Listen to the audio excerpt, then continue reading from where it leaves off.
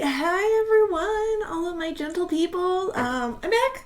I finally got the studio moved and all set up, and happy to be back online for sure. For as many of you already know, this has been a long time coming. But before we get started, I just want to cover a couple of things just to make sure that everyone is actually pretty prepared to get the most out of this whole chat and discussion. So first thing to keep in mind is advice is not one size fits all. It's really not. We all have our own unique experiences and our own dreams that are true to ourselves. And with that being said, advice is not always going to fit perfectly. So we are going to have to just keep that in mind. If we need to make some tweaks, we need to make some tweaks. If it doesn't apply to us, it doesn't apply to us. And with that being said, don't be a douche waffle in the chat. Others may struggle in areas that you think are super, super easy. It's not easy for someone else. So just be very kind and considerate in the chat is all I ask. And make sure you have a notebook and pen out. I will give you a minute to get that. It can be a sketchbook if you want. But the biggest thing is that when you write down notes, even if they're quick jots or quick scribbles, it passes through more areas of the brain and that improves our retention.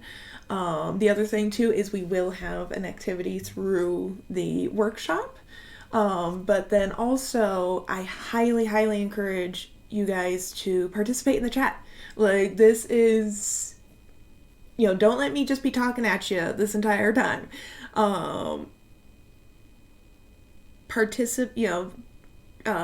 Definitely participate in the chat. And if it's something that you are struggling with, feel free to share your experiences and share your insights on it. If it's a challenge that you've overcome and you want to share your experience, by all means.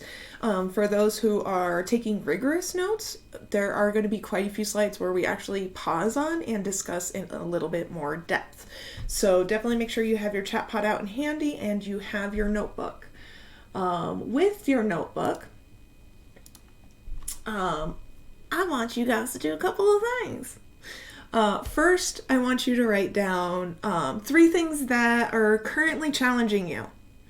Things that are currently either presenting difficulties or things that you want to improve on right away. Once again, these can just be quick jots if you want. And then once you get that done, write down 2 major professional goals. Like, I want to be a comic inker, or I want to be an animator, or I want to be able to work at a company and take commissions on the side. But write down 2 major professional goals that you have. It can even be as simple as being able to manage my own schedule. And then once you get that done, write down just 1 absolute dream. If that's meeting a hero, if that's reaching a specific audience, whatever the case is, write down that 1 dream that you hold close to your heart. And leave some space in between them so that way as we roll through the discussions, you guys have a chance to write down what applies to those, also what applies to you and your challenges that you didn't write down. So definitely make sure you have your notebook handy for that. For those that requested accessibility, transcripts of this workshop will be available upon request. I will send out emails to those I know that have requested. If not, shoot me a DM and I will see to it that you get emailed a transcript. As well as a copy of the slideshow. That is also going to be available upon request. But all right, so while you guys are doing that real quick, when I say this has been a long time coming, what I mean to say is this has been a long time coming. So this workshop specifically has been previously community exclusive to Drawaholics Anonymous. And I want to say the first one was back in 2018. And since then, it's just been evolving and growing. It's been a collaboration of so many insights and individuals contributing to this workshop.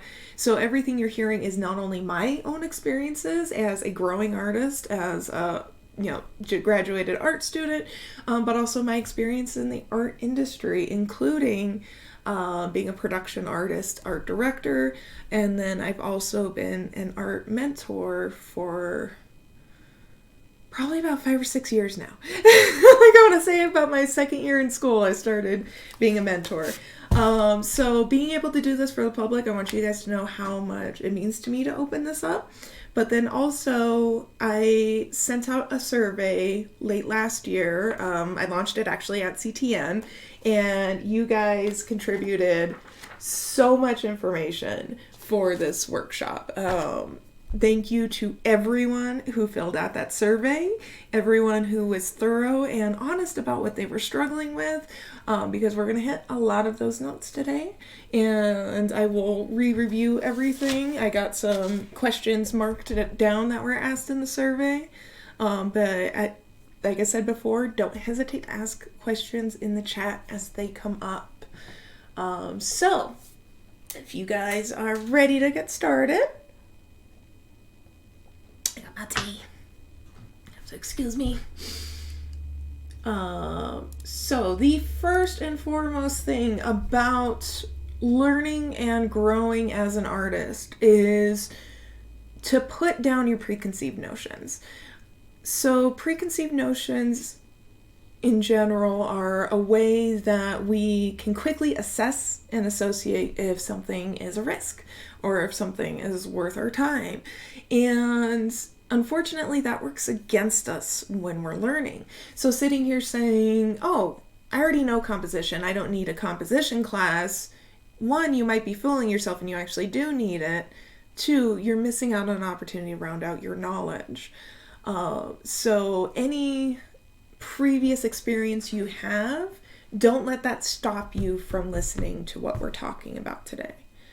And if anything, if you do already know it, you may see it from a different light, or you may see that there were holes that you were missing before.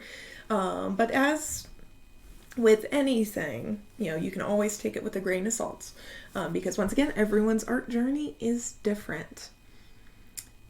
And then that is the other thing too. The art industry is consistently evolving. It's not the only industry, just as much as technology has changed.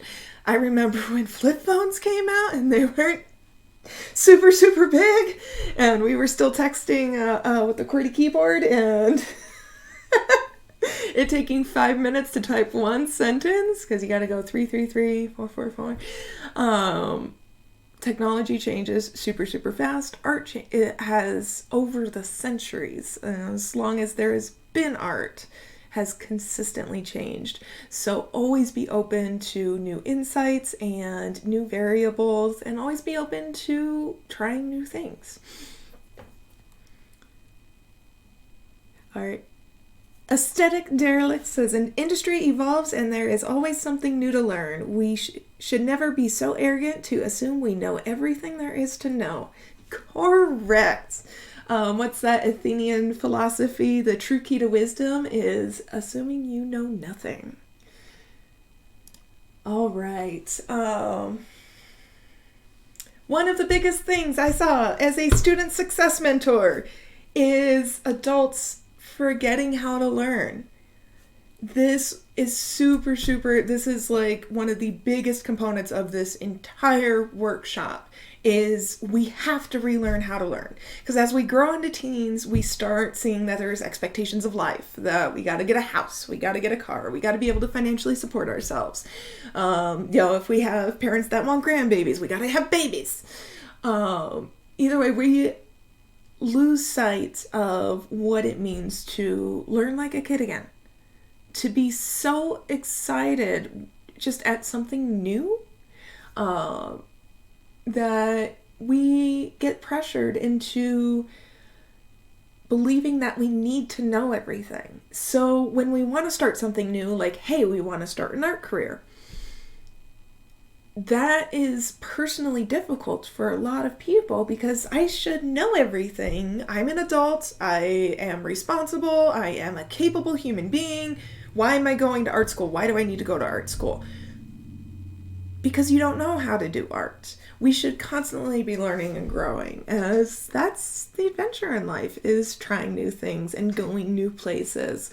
And so to kind of help elaborate on some of the things about learning to remember is, one, you got to be ready to accept new information, to absorb new information. Once again, don't presume that you know everything, and also be open to these things that are being presented to you. If you are nervous to be in a classroom, because once again, you should know everything, you're an adult, you're going to find that you are missing out on some of the principles that are being taught because you're busy telling yourself, I don't need to listen to this. You're in class for a reason. It's okay to say, oh, I didn't know about this. The second biggest thing is it's supposed to be challenging at first. You don't know how to do it. You don't know how to do it. That's why you're learning it. Of course you're gonna suck at first. It's as simple as that. Is that a bad thing? No, it is not. Once again, hundreds of students have had this struggle where they're in the foundations classes and they're like, I'm struggling to draw the human body. I don't know if I can do this. You're there to learn how to draw the human body. Of course you're struggling. So the key is to be observant of what is being taught to you and then to exercise what is being taught to you. That's the most important part because you can watch videos all day long. You can watch YouTube tutorials all day long. Until you actually sit down and go through the motions yourself, you're not actually truly going to learn it and absorb it. So suck it first. And then practice what you suck at. And I can guarantee you're not going to suck at it for very long. So always exercise that new knowledge because it will drift away on you. And even if you exercise it, sometimes we get overstimulated with education where we get so many things thrown at us that stuff slips through the cracks. That's where always be willing to revisit the basics. And then also your peers and your idols are GPSs. Let them guide you. Learn from each other. Definitely bounce off of each other, push each other in a way that, like, oh, I did my homework last night and it's not due for another 4 days. It's like, oh, shoot, dude, I got to catch up with you. But when I say they're GPS, anyone who struggles with imposter syndrome knows exactly what I'm talking about. That sometimes it can be overwhelming being around your coworkers and your fellow students, that you feel very underqualified to be even in the same room as them. But let them be your guide. Yes, they're all at different skill levels. Yes, you're at your own skill level in your own journey. That doesn't make you worth any less of an artist. But it's important to still watch what they're doing because you can learn so much from them. And even if you are one of the better ones in the class, still learn from your peers because you don't know what you're missing. You don't know what you don't know until you know you don't know it. And then let go of expectations long enough to enjoy what you're learning. Don't, sorry, trying to put this together in my head. There are some students out there, and you know who you are, who are very, very focused on getting good grades. You're so focused and so stressed on meeting the expectations of the instructor and the teacher that you lose sight of why you're in the class and you no longer enjoy actually doing the assignments and actually doing the homework or doing the projects that you're working on because you're so focused on meeting others' expectations. It's good to know what's expected of you, but don't let it be your driving force. And aesthetic derelict, sometimes I feel the idea of the time it takes to learn can also be daunting, almost like lacking the free time of childhood makes learning anything new more intimidating. Absolutely correct. Absolutely correct. And that's where that actually falls under the expectation category, where it says it should take a couple of years for me to become a professional artist. What if I don't have a couple of years to get a professional income? That's where balancing work life and education, we will definitely cover that a bit later. But yes, it is extremely daunting. And so being able to, like I said, being able to not focus solely on our limited existential time left on this planet is important.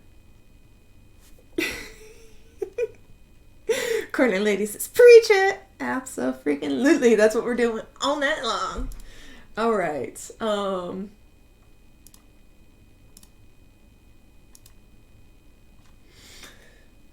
Another thing that has come up in conversations with students before, or even online, where someone posts an artwork and someone says, oh, this looks great, but I can see where you need to practice anatomy a little bit. And that person says, why are you even commenting? And take it completely personally and off the wall, where that was an objective comment. It was taken as subjective. It's my style.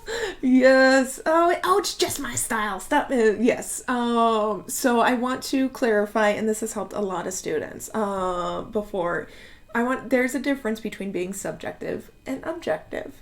When receiving feedback about your art, you did put a lot of time and effort and energy, and you worked so hard to make it just the way it is. When you're growing as an artist, it's important to be open to feedback. And even though you put all this time and effort and energy, it wasn't wasted. It's not wasted to hear, hey, you could probably practice hands a little bit more. It's absolutely not wasted to hear that, as that is an objective feedback, and that's the kind of feedback that we need to grow as artists. It's very important not to take feedback personally. Now, if someone says, bases their feedback entirely off of their opinion, like, oh, I only like anime, I don't see why you're doing this. That's extremely subjective. You don't have to take that one. You can just brush that off to the side. If someone says, oh, I really like this work, that is also very subjective. It doesn't necessarily help you grow as an artist, but sometimes it feels good to hear stuff like that. And you're going to be hearing me say this a lot throughout the entire course. This is something that takes time and practice to do, to be able to separate your feelings from your learning adventure, from your learning experience, to listen to what your instructors say objectively, that, oh, it's not that you're not capable of being in the industry, you're just still learning and growing. It is going to take practice if you do struggle to separate your personal feelings from your practice and your homework. And just like riding a bike, there's a time and place for everything. So, sorry. I had to. All right. I'm going to throw some technicals at you guys before we get to talking about the good and juicy stuff, before we get to, talking about anxiety and ADHD and how in the heck do I actually juggle all the things. I'm going to throw some technicals. I'm going to throw some objective information so that way you guys can better understand how your brain functions. All right, so everything we do is a habit. Me talking with my hands is a habit. That being able to non-verbally communicate while verbally communicating to accentuate what I'm saying or further elaborate on the point at hand. Habits are the basis of everything we do every day. They can be, like I said, they can be as superficial as talking with your hands or making a cup of coffee in the morning. The process when you take a shower, do you wash your hair first or do you wash your armpits first? Those are all habits. But the little known habits, the invisible habits, are our reactions, our thought processes. When our instructor calls us into a virtual meeting, hey, can you come meet with me 2:00 Wednesday? What? Why do I need to come in? What's our thought process? We're freaking out. Why are they talking to us? I mean, like, why do they want to talk to us specifically in private? Is this, did I do something wrong? Did my homework suck so badly that they need to tell me that I fail personally? What our thought processes that we take in situations are also habits. The other thing that are habits is complex skills. Going back to the bike, you're riding a bike. First you got to learn how to sit on a bike and pedal at the same time. You got to learn how to balance. You got to learn how to turn without falling over. You got to learn how to look up so you can see where you're going and not run into anything while you're maneuvering the bike.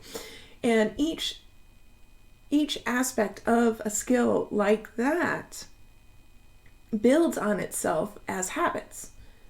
So being able to balance becomes a habit. Being able to turn when you want to turn is a habit.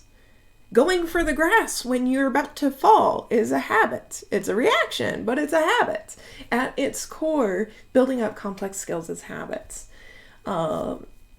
With habits in mind, each habit is a pathway. It is a pathway in the brain that the brain quickly flips on. This is how we conserve mental energy during the day, is being able to flip these quick switches on. With that being said, that they are also neurological pathways. It was previously believed, like when I was growing up, it's like, oh, I better learn what I can now because by the time I hit adulthood, my brain's done and it's going to stop growing and that's it and that's all I have.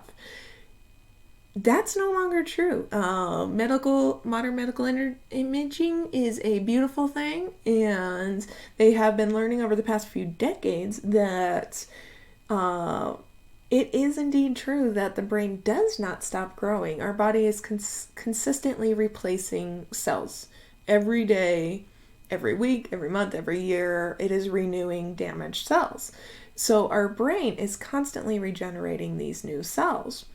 And when it does that, because every cell in the brain is essentially a part of a neural network, it will build new networks.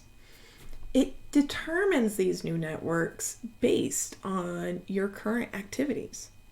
So one of the examples I have there is a high schooler working at Chick-fil-A. I mean, like, yeah, that about fits. If the brain did not evolve and adapt as things progressed, as time went on, how is it he was able to start his own business or start a family and be a successful provider and father? How was he able to do that if his brain never grew or developed? Because if it stopped growing while he was working at Chick-fil-A, he should theoretically still be at Chick-fil-A with nothing much changed. Now, some people enjoy working at Chick-fil-A. That's fine. We're not hating on Chick-fil-A. Okay, just as an example, you're not the same person you were 5 years ago, 10 years ago, 15 years ago. You're going to constantly grow and change, and that's not a bad thing. I do also, in terms of neuroplasticity, I want to throw out a couple of studies that I am constantly quoting. One of the studies was to see how habits grow and change over time. And what they did was, of course, they took 3 groups. One group was a control group. Everyone in the groups were jugglers. And the jugglers in the control group were asked, just keep juggling every day, keep doing what you're doing, come in periodically for imaging, for testing so we can see how things are progressing. One group was told to entirely stop juggling And the third group was told to think about juggling, to go through the motions in their mind, but not actually physically perform the actions. And what they found was the areas of the brain that lit up when they were juggling diminished over time when they stopped. It diminished a little bit, but not as entirely when they were thinking about it, at least thinking about it. They still retained some of those pathways, but if they completely stopped thinking about it, they lost nearly all activity entirely in that area of the brain that they juggled with. And then, of course, those that continued to juggle had no diminishment whatsoever. And so what that means for us is we can literally turn our biggest challenges into our strongest suits, our strongest traits. We can literally turn them into superpowers. Everything you're struggling with now does not have to continue to be a struggle. The way to hardwire, essentially, this is like with the jugglers, your actions, they have the most governance. If I had to say 80% action, 20% thought. Your thoughts can get you going, but if you act quickly, act before you can talk yourself out of it, you know what I'm saying? Like do a little countdown, 3, 2, 1, go, and actually go. But going through the motions, doing the actions, even if you don't necessarily feel like it, will promote those pathways, making it easier as you go. So by making, plans of practice, and by practicing things very, very regularly on a daily basis, you will indeed build these pathways to where it becomes a part of your repertoire. And you look back and you're wondering, this is really easy now. Like, I don't know why I struggled with it for so long. So, in a very literal sense, what is hard today will be easier tomorrow by practicing it regularly. And that includes inner voices. That actually does include inner voices and your thought processes and what your reactions. Just as, okay, I just need to pull out some human figure reference and I just need to draw today. I just need to get my 1 hour done and I'm done. Just as you do that, you can do it with your inner voices. And eventually, you will gain more control over them.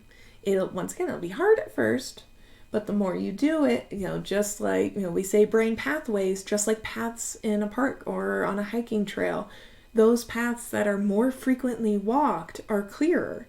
The same thing's going to happen in your head. And if you want paths to go away, like I don't want to keep dealing with imposter syndrome, you learn to handle that emotionally and you start thinking about it less. When you start, like, oh my gosh, I don't know why I belong here. Okay, shut up. And the more you do that, the less you're going to feel like an imposter because you are no longer walking down that line of thinking. So that path is essentially being reclaimed by nature. And as I'm sure you guys are all wondering, how long is it going to take for things to get easier? It's the 777 rule, and it just so happens to be lucky number 7 for the jackpot, or however you want to word that for yourself. Variably, it takes 7 months to have a perfectly formed, healthy habit in line. 7 days is the first milestone. The first week is always going to be the hardest because this is when you are transitioning from old habits to newer habits. So of course it's going to feel odd. It's going to feel different. You're going to be uncomfortable. You're going to wonder why you're doing it. Keep trudging through it. Because at 7 weeks, it no longer is necessarily difficult. You still have to consciously perform the actions. You still have to consciously decide to go do the things, but you no longer need to fight yourself over it. It is a much smoother thing to get started drawing for the day. But you still have to maintain the habit, but at this time you also know it well enough to the point that you can start adding on to it. So say you're in character design and you're practicing the human body. After a couple of months, you can start comfortably doing clothed figure and not lose sight of the anatomy underneath the clothes. Kind of see what I'm saying there? And then after 7 months, this habit is well ingrained and you don't even think about it anymore. And you're even singing your own tune with this habit. You'll definitely be looking back at yourself 7 months ago and being like, what took you so long to get started? Kind of throwing really off the wall thing. The same thing happened is necessary to remove bad habits and habits you don't want. One of the most common ones is smoking and nicotine addiction. The addiction, of course, is its own can of worms, but let's say you are smoking, the same thing applies to stopping smoking. After 7 days, you're going to be about ready to knock someone out the first glance they give your way. After 7 weeks, you still kind of crave a cigarette, but at the same time, not so much. You're able to say no a lot easier. And after 7 months, you don't even have a desire. You walk by someone else as they're outside lighting one up, and you don't even care anymore. You just walk by and you're like, you know what? That was a messy habit. That habit stank. I don't know why I even started in the first place. Guess what? True story. But yes, so for forming good habits, for deprogramming bad habits, this is the same timeline that you can safely expect, even if you're neurospicy. Even if you're neurospicy, these still apply. The important thing while you're reforming your habits is to just put one foot in front of the other. Now, there are going to be times where you mess up, or something comes up and you can't do it at all for the weekend, or you get sick for a week or two. That's normal. That's life. That's okay. What's important is when you return to work, you return to doing that habit. Neurospicy, that's a new one.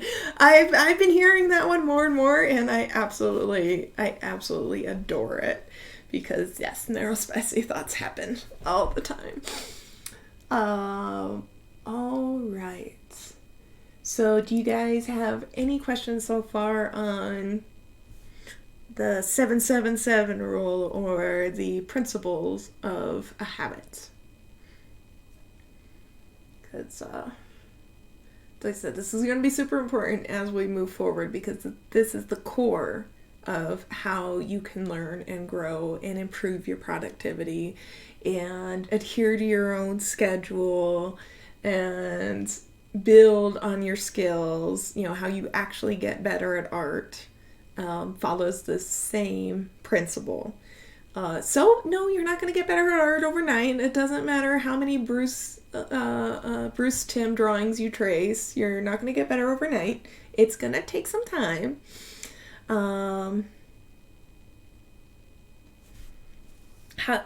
Courtney lady asks, how does this relate to tackling outside pressures like the ones you talked about earlier, like getting a house and starting a family?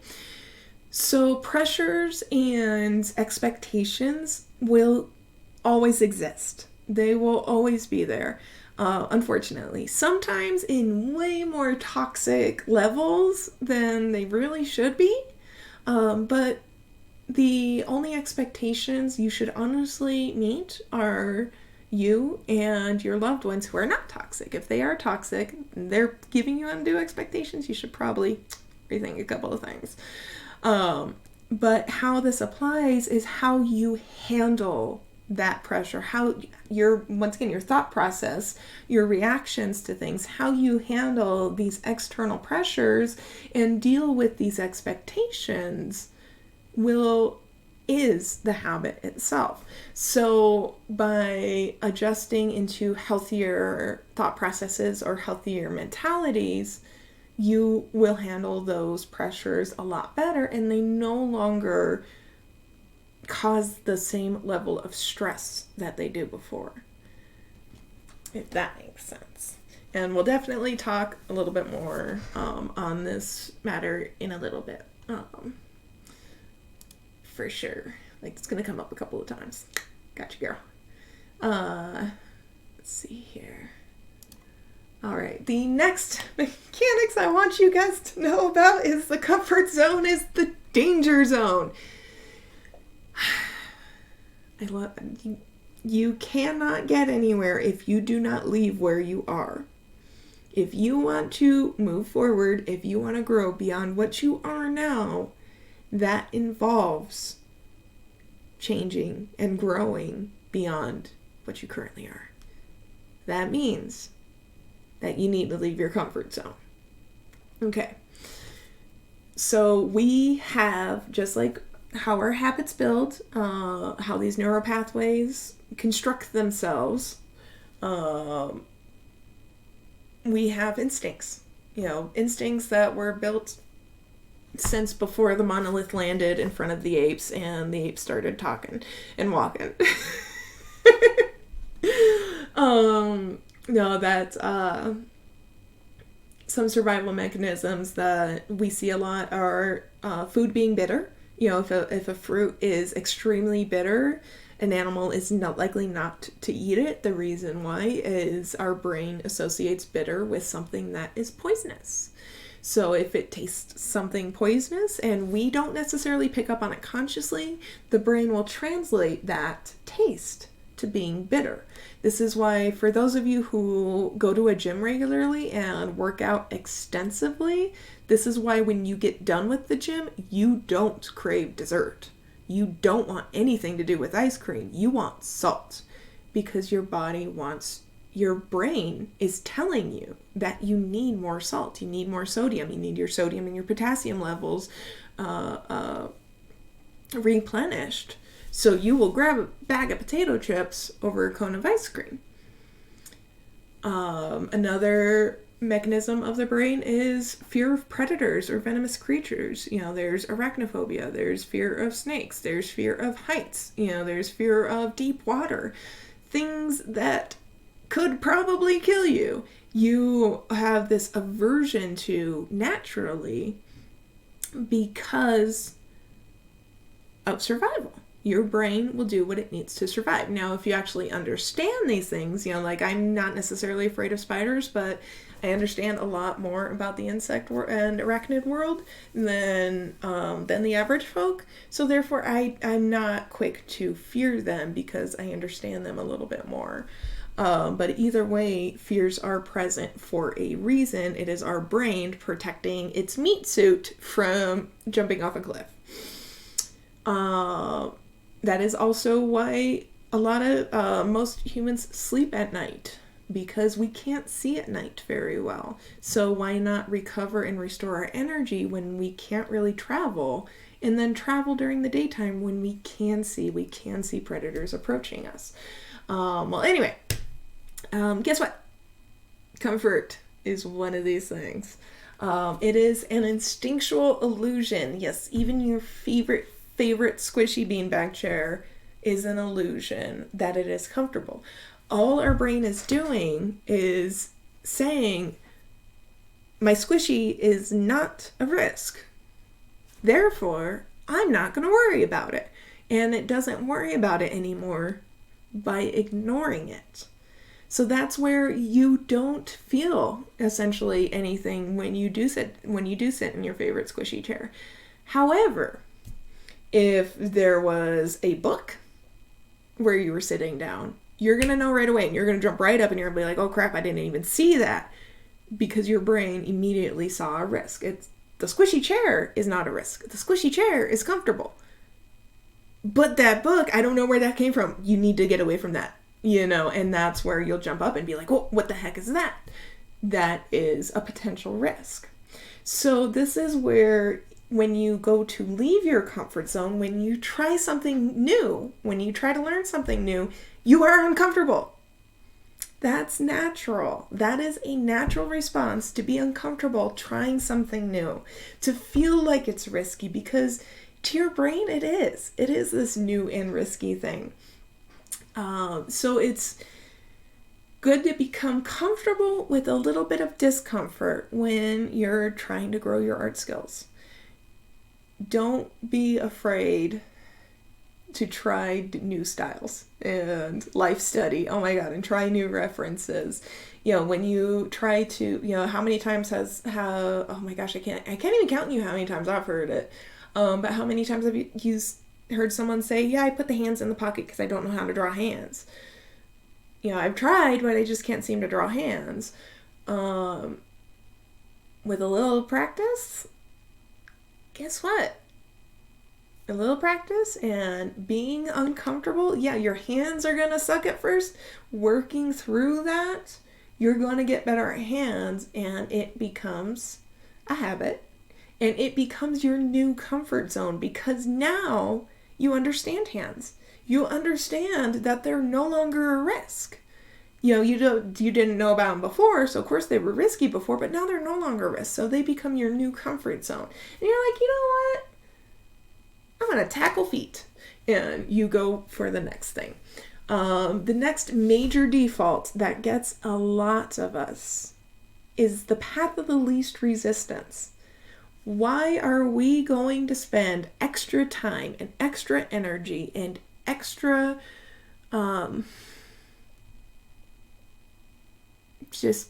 extra energy to climb up this mountain when there's this path around the mountain, and that one doesn't even have trees. That one's paved and it just goes right around the mountain. But there's this one that goes to the top, and we got to climb through the trees. Why are we going to do that? Why not just, it'll be like 5 years, but the path up to the top is like 1 year. Like, why? I'll just take the paved route. Guess what? You're not going to make it to the top of the mountain that you wanted to go. This is where procrastination originates. Not entirely, but this is one of the key factors of procrastination, of lethargy, of losing motivation, is why do you need to leave your comfy chair to go sit at your desk and stay up for 3 hours stressing when you can just stay in your comfy chair? Procrastination, my old friend, aesthetic. Yes. It already took you a lot to say, I want to learn how to draw better. Or I want to go learn how to fix a car. I want to go learn how to build a house. Whatever it is that you're going after, that is this larger thing that is going to take years of education and years of practice, is not an easy thing to say, and it's not an easy endeavor. It is going to take time. It is going to take effort. And it's so easy to say, you know what, it sounded good, but I think I'm just going to keep sitting in my comfy chair. Is that going to get you to your dreams? No, it's not. So once again, become comfortable with a little bit of discomfort. Leave your comfort zone and be willing to take the path of more effort for yourself, so that way you can get up to the top of the mountain and you can get to where you want to go with your skills. All right. Motivation versus inspiration versus drive. I can't work today. The stars aren't aligned. No, they're freaking not. Motivation is not the go button. It is not the go button. It certainly helps. So I just want to clarify these 3 different terms. And once again, by understanding a thing, it no longer becomes uncomfortable. See what we're doing there? All right, so motivation, the feeling motivation, not motivation, the mindsets. The feeling motivated is the byproduct of achievement. So when you're at the gym and you go to the gym very regularly and you're looking to just gain those muscles because you want to impress your crush, and you want them to look at you when you're walking by, but you look in the mirror and you start seeing improvements and you start seeing those gains. You're going to come back to the gym the next day and you're going to be quite a bit more enthusiastic to be at the gym than you were the day previously, because you're starting to see the reward trickle in. You're not seeing everything yet. You're not quite where you want to be, but you're starting to get that achievement resonance. That is motivation. Inspiration is nitrous. Inspiration is espresso. We know it very well when we look on Pinterest and we go down a Pinterest rabbit hole and we're like, you know what? I didn't want to make candles. Now I want to make candles. Now we're going to go out and get wax so we can make freaking candles. That is inspiration. Totally off the chain. It could be caused by anything. It could even be caused by a conversation with your bestie. And you're like, you know what? That is a fantastic idea. And suddenly you're inspired. Once again, it's a fantastic go button, but it's not always going to be around. What is always going to be around is the reason why you're doing what you're doing. That's your drive. What drives you down this path of artistic enlightenment? What drives you down this path of education? That it could be, not only do I want financial stability, I want to work a job that I enjoy doing, something that matters to me. That was actually me. Before I enrolled in art school, I did hotels and restaurants for a good decade. And I wanted something to leave my kid besides taxes. I wanted to leave something more substantial, more fun, more entertaining than just taxes or paperwork or anything. It's like, all I'm going to leave behind is just paperwork. And me being an avid reader and just nerd from childhood, I was like, you know what? I'm going to learn how to draw. I'm going to write my own stories. And that is my drive. Also, my drive is to create stories. I love creating stories. Oh, hold on. Ads kicked in.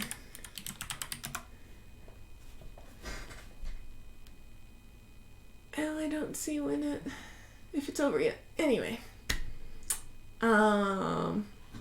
But yes, clarify with yourself what is your driving motivation.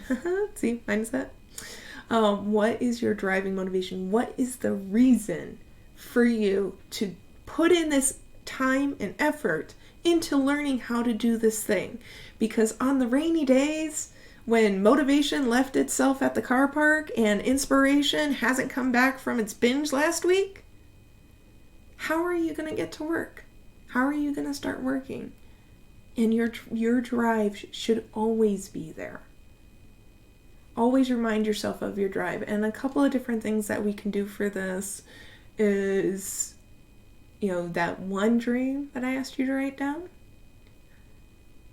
Have that be your motivational quote. Have that sticking up on your office wall. Have that to remind you on the rainy days when you don't necessarily feel 100%, but you still need to get to work anyway. Because then what's going to happen is you start working, you're like, you know what? I don't feel the best, but I'm going to get to work anyway. You get a project done and you look back and you're like, I'm glad I started going to work. This actually came out pretty good. And guess what?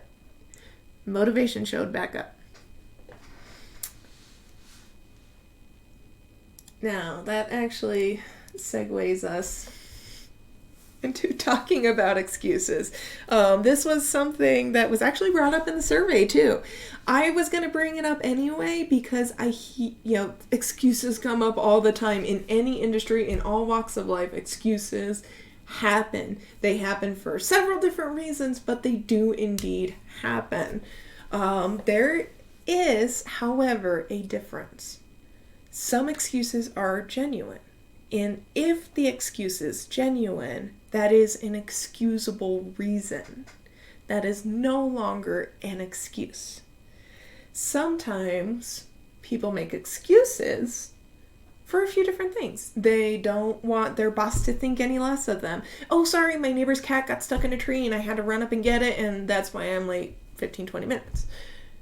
Yeah, that could actually be a true story. But if it wasn't a true story, that person is making an excuse because maybe they hit snooze too many times and they don't want their boss to think any less of them or to think them of any less capable. In the art education world, we hear this as, oh, I'm sorry, that's my style. So tell me again why you're not practicing human figure drawing? Tell me again why you're not practicing. Oh, it's just my style not to draw hands. And though we also hear it as the internet went down. You live in the middle of a downtown city. There's a Starbucks in your same building. You could have turned in your homework by going downstairs and hitting the Starbucks. But once again, there are genuine excuses as well. And the biggest difference is, was there genuine effort and intention behind the excuses? We really only see action. Unfortunately, that's all anyone else sees is the actions of other human beings. We don't know their intention. But saying, hey, my book bag got stolen on the bus, all of my homework was inside of it. That was a true story too. This individual lost 2,000 drawings on the bus. And now that is an excusable reason. That is very excusable. That is a genuine situation. But rather than asking for forgiveness or exemption, saying, hey, can you still give me credit for it? He went and he redid all 2,000 drawings. That's above and beyond, because the instructor probably would have been willing to, be like, you know what, yeah, let's count it anyway, or do half of what was asked. Instead, the student redid their work, and that happens quite a bit, where this is where it's good to not wait till last minute and give yourself time. I personally worked on a charcoal portrait. I did it was due on Sunday, and I was finished with it on Wednesday. However, when I was finishing it up, I sneezed. Charcoal went everywhere. I had to totally redo the entire thing, but because I didn't wait till last minute, I actually had time to redo everything. So the difference between excuses and excusable reasons is really you. Why is it that you feel the need to ask for extensions? Why is it that you feel the need to, every time you walk into the room 30 minutes late, when you get off of work 2 hours prior and you have plenty of time to get over to the class, and you still rush in 30-40 minutes late, like, oh, sorry. It's like, the difference is you. Are you genuinely making an effort, or are you masking fear and anxiety and fear of underperforming, fear of letting down your instructor or your peers, fear of looking bad in front of everyone? Are you generally trying, or are you masking something else? And if you're masking something else, you need to ask yourself what. Because becoming aware of why you're making excuses, why you feel the need to consistently make excuses, is going to help you overcome that, and to no longer make excuses and turn those excuses into actions. All right. All right, that went on a little bit of a rant on you. All right. We got some of the core mechanics aside. We're going to start digging into this. We're going to talk about identity here in a minute. But let's take a wellness break. Let's take a little 5-minute wellness break. Get you a snack, get you some water, catch up on your notes. Definitely talk in the chat pod, contribute in the chat pod. 5-minute wellness break. We'll be right back.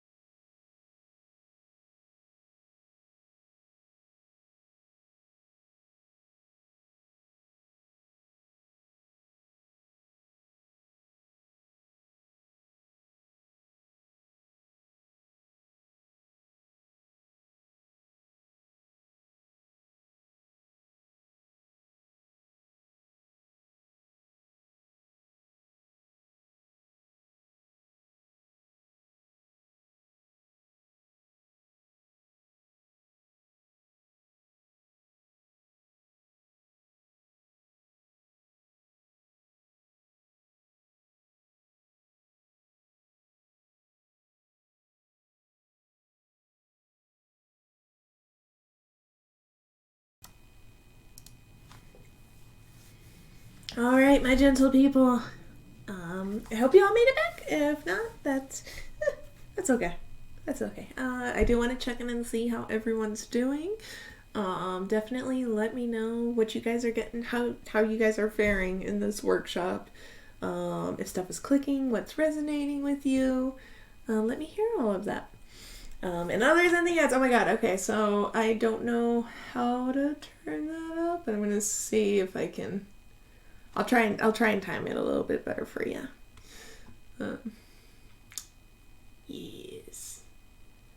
Right. Anyway. All right. So now that we have some of the mechanics out of the way, we have our toolkits. Let's start talking a little bit closer to home. So a professional identity is something that isn't discussed a whole lot. Luckily, like nowadays, like over these past few years, the concept of one's identity is becoming more commonplace and more widely accepted. And this is a super exciting time. Not gonna lie, like I remember being in school and being bullied for being a girl who was a nerd and who liked other girls and stuff like that. And so to have such a progressive period of time in our culture is excellent. But we are going to be talking about identities in the professional sense. But the corner lady has asked a question. Can anxiety be something that can fall under the excusable category sometimes, or is it always an excuse? Anxiety can be excusable. In my opinion, anxiety can definitely be excusable. The key is to learn from your anxiety attacks, to get to the heart of what is causing anxiety. And we're actually going to talk about anxiety specifically a little bit later on. But becoming aware of what is causing your anxiety is something that, once again, you can go in and address more specifically and be like, maybe I am being too hard on myself. How can I be more compassionate towards myself? And going through that process will, in turn, alleviate the anxiety attacks and alleviate, it's not just treating the symptoms, it's treating the cause of these anxiety attacks. But once again, there are some anxiety attacks that do happen for no reason. There are some individuals where it is a continuous struggle. Finding a way to still be productive around your challenges is very possible. It is going to take some time, and it is going to take a lot of support and a lot of extra effort on your part, but by all means, it is extremely possible. It does not have to continue to weigh on you.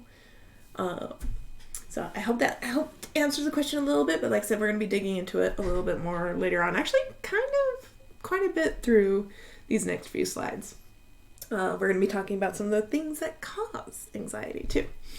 But so for professional identity, a lot of people, when they hear that, they're like, oh yeah, this is my brand, this is my portfolio, this is my website. And they stop there. An artist's peak is their last piece of art. Granted. However, art is not the only thing that makes up an artist. How they talk to their clients, how they work with their peers and their coworkers, how they discuss things with their boss. All of these things are our professional identity.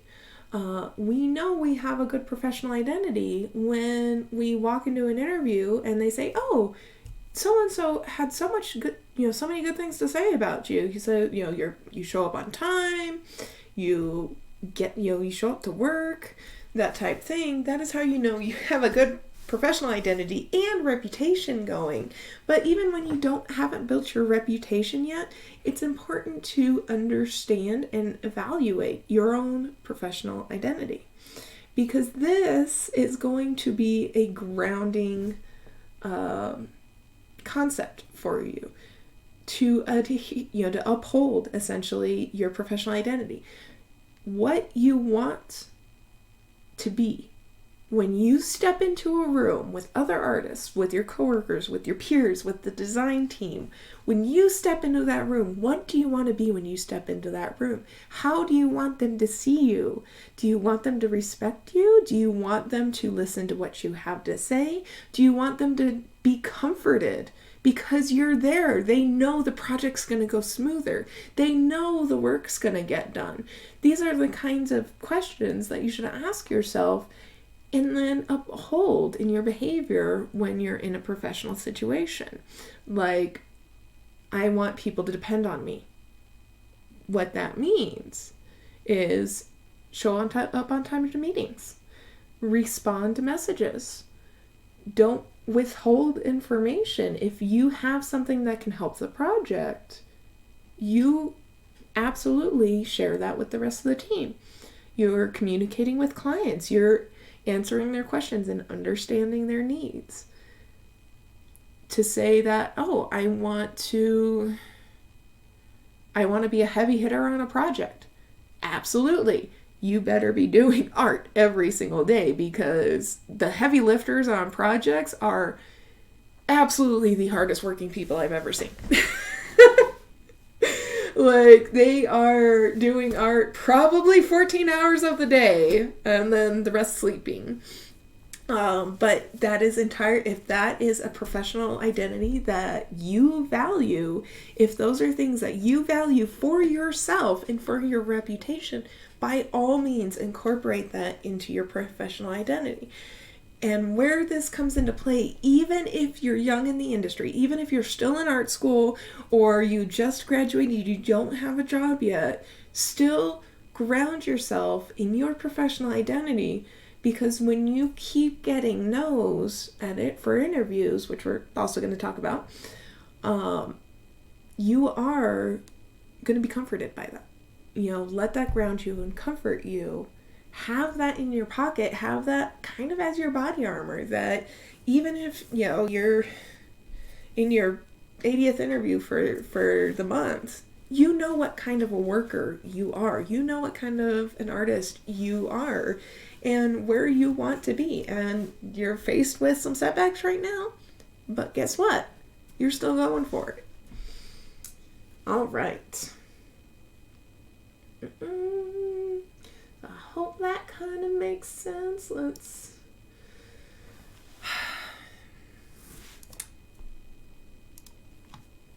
Battling art block. We got some bad news.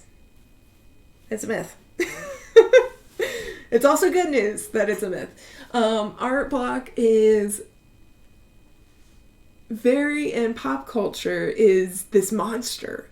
It's this mythological creature that comes out and makes you want to put on a tutu and dance the floss or whatever.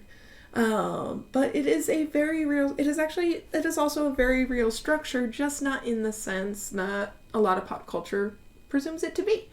Art block is a very generalized term for a mental struggle, a mental blockage.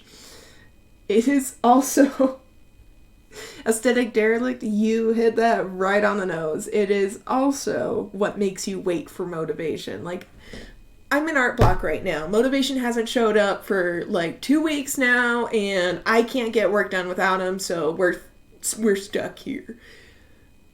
Art block is a mental block, and just like with anxiety, kind of how we talked about that, you have to analyze yourself and ask yourself questions and get to the bottom of why is it happening. So you're about to work on a piece that involves drawing hands, and you're terrified because you don't draw hands very well right now. That fear of underperforming is stopping you from researching, finding good hand reference, and taking it one step at a time to do the drawing despite your nervousness around there being hands included.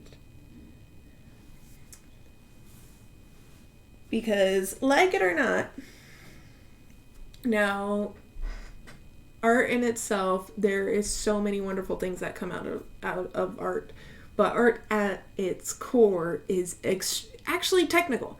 It is a form of visual communication, and it has its rules, it has its structures. So if the reason why you're experiencing art block is, I don't know what to draw, pull up Pinterest, pick a random pin.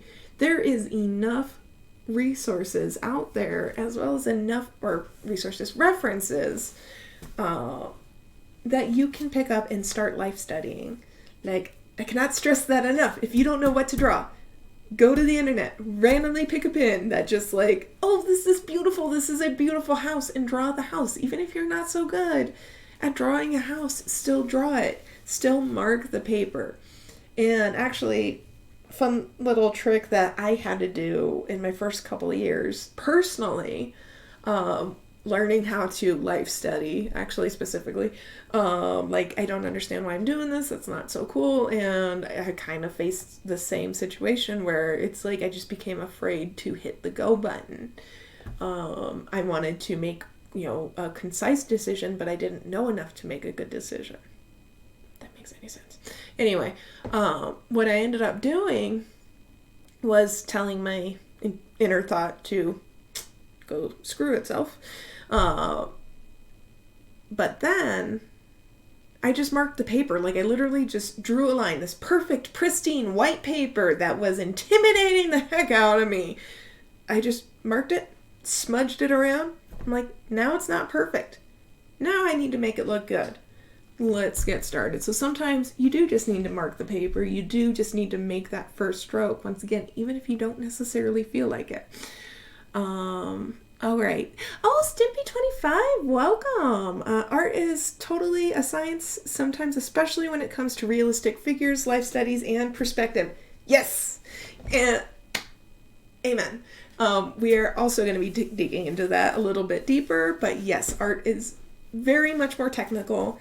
The emotion and the experience that people put into pieces, or the amount of expression they communicate through their style, is something that maybe they don't have all the time. That is something where it's like, oh, I can't create my next masterpiece because the stars aren't aligned.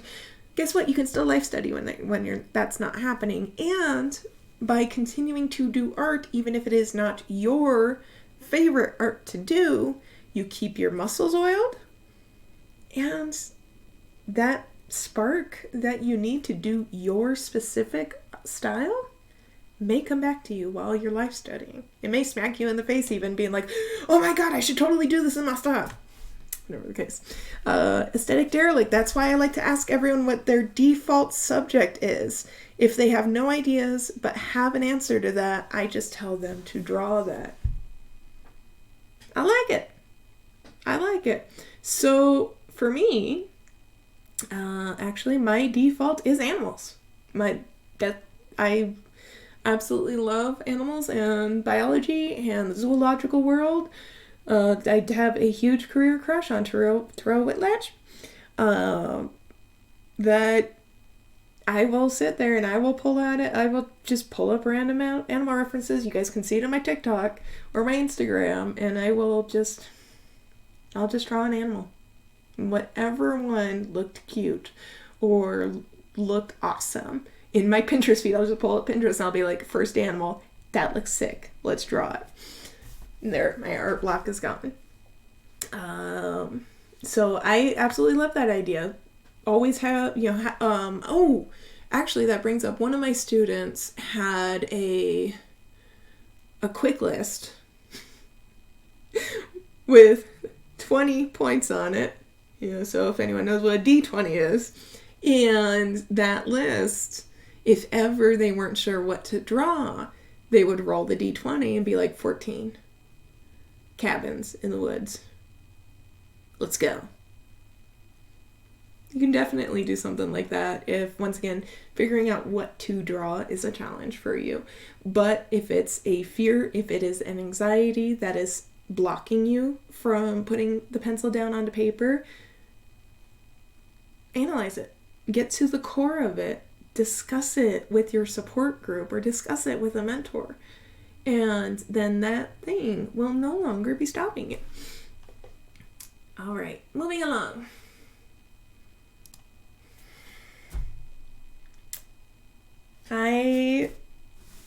We have all been here, or we are all still here, in the realm of self-depreciation. Self-depreciation, self-doubt, self-sabotage, self-fulfilling prophecies.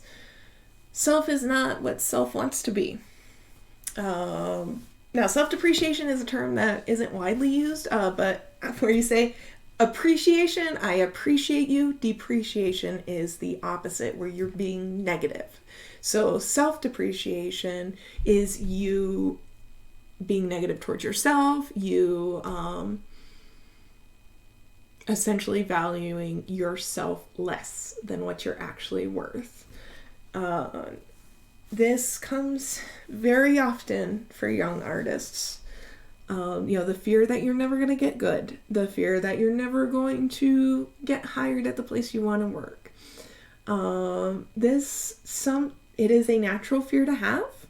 It is definitely a feeling that it's almost good to have, because that shows you how much you want this. But at the same time, acting out with this fear may cause more damage than it does good.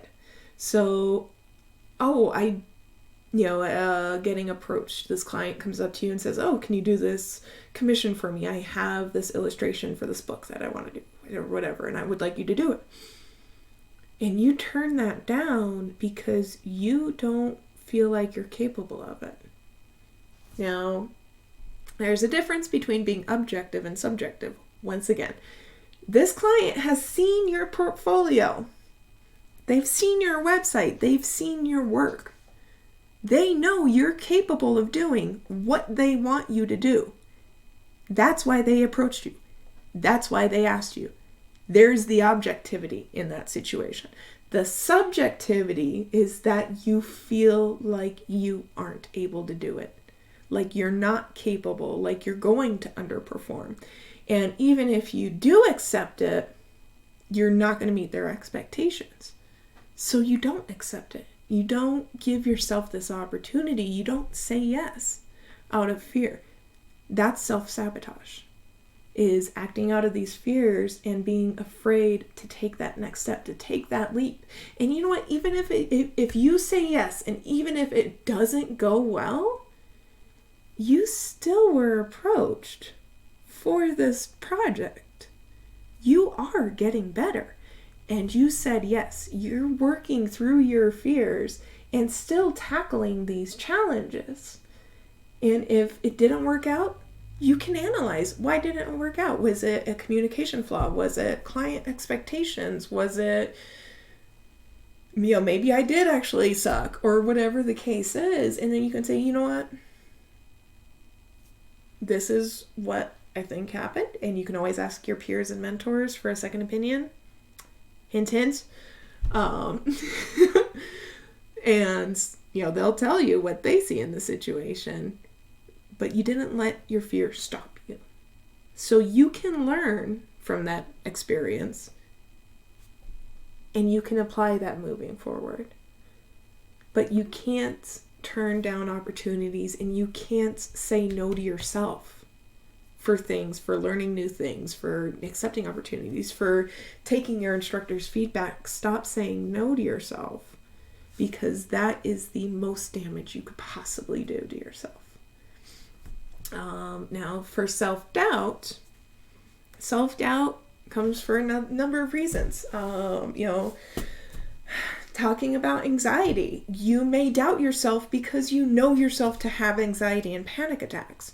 You know yourself to freak out in specific stressful situations or under the distress of deadlines. You know these things about yourself.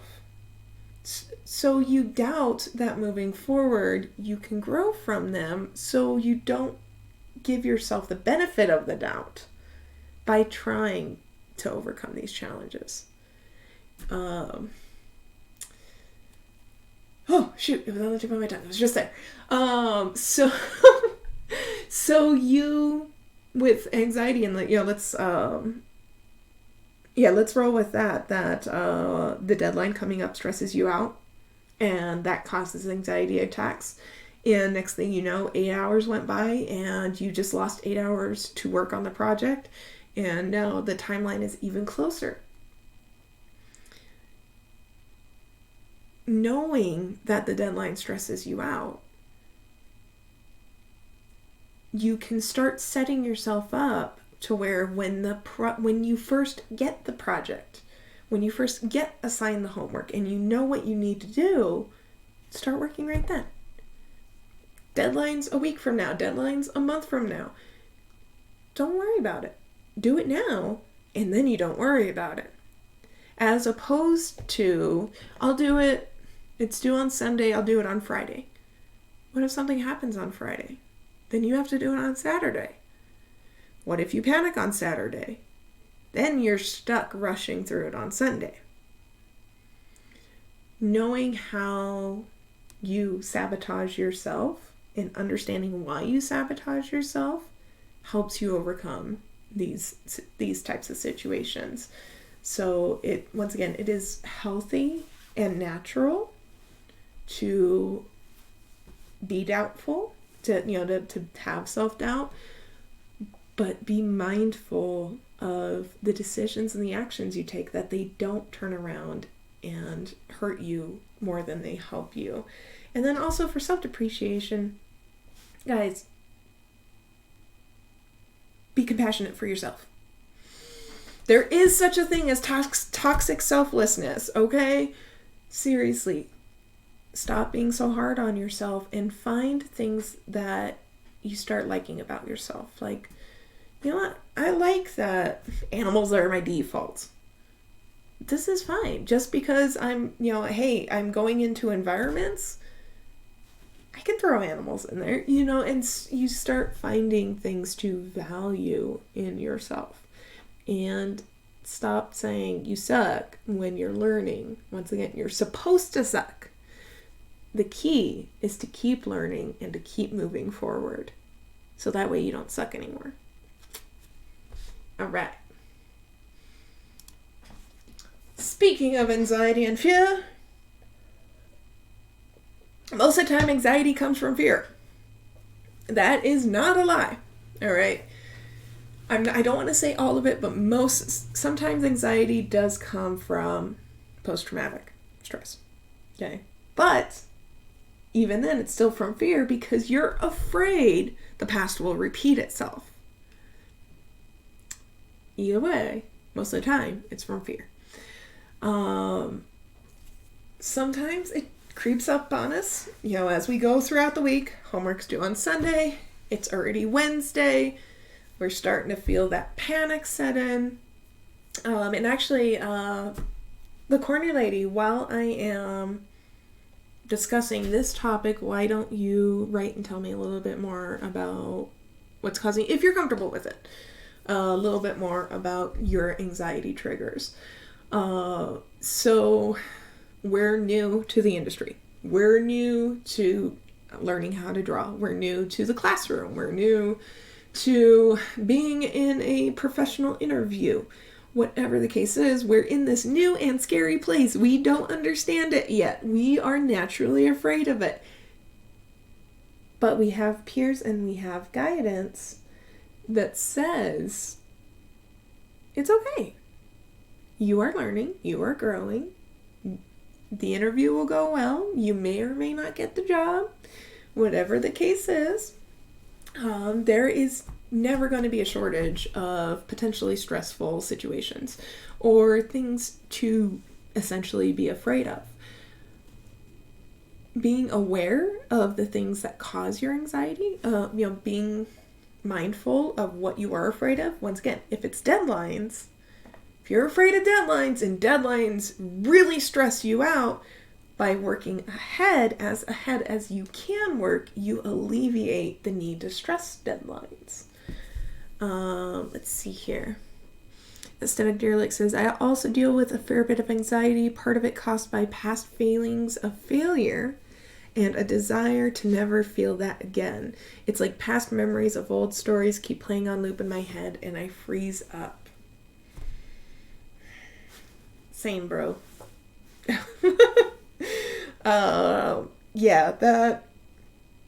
So a little bit about me. I had a 10-year extremely abusive, mentally, emotionally, physically, extremely abusive relationship. It was not pretty, and I walked out of that relationship, thankfully, safely, literally feeling and believing that I was worthless and I wouldn't amount to anything and I wasn't capable of doing anything beyond serving tables.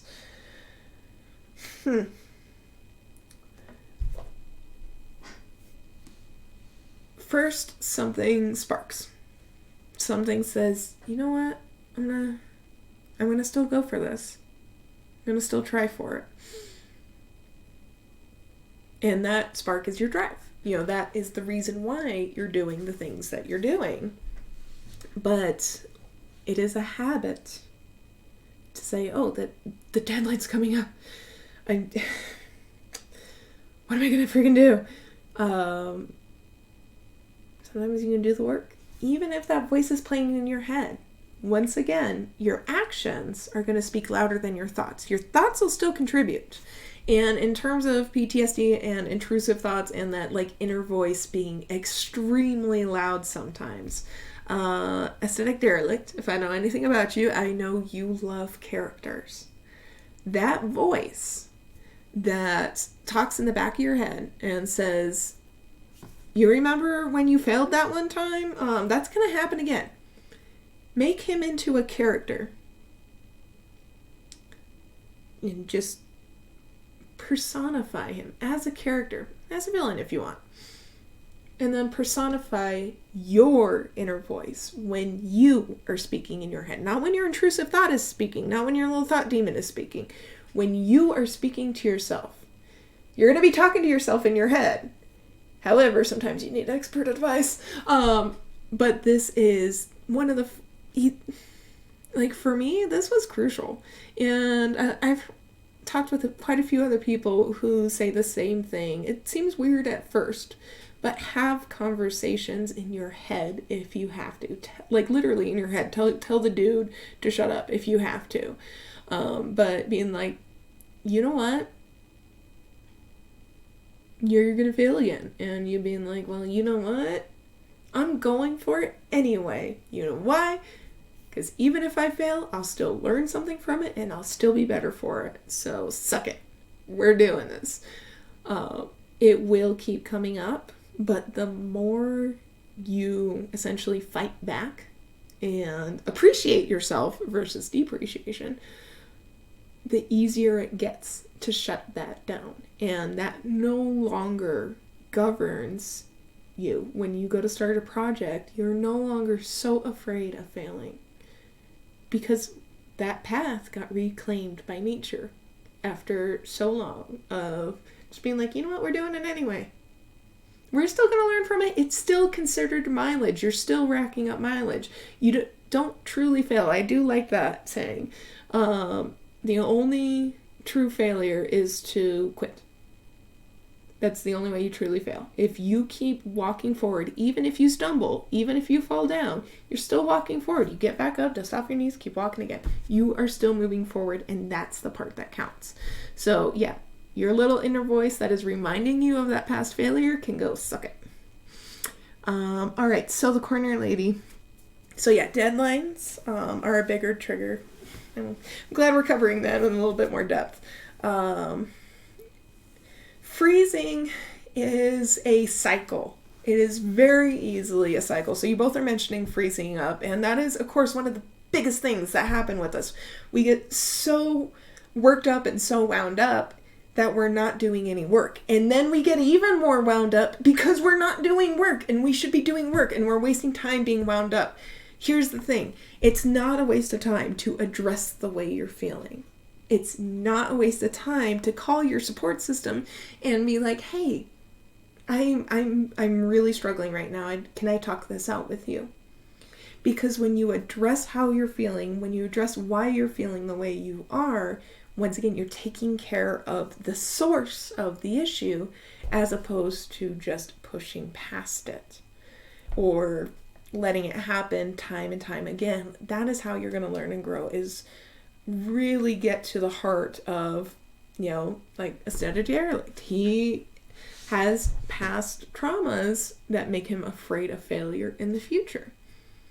And him addressing it would be understanding fully where he is afraid he might fail, and then appreciating the opportunities and the time he gets to put in.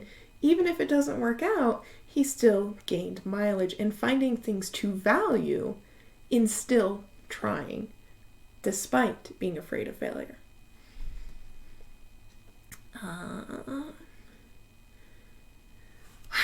And yes, task prioritization.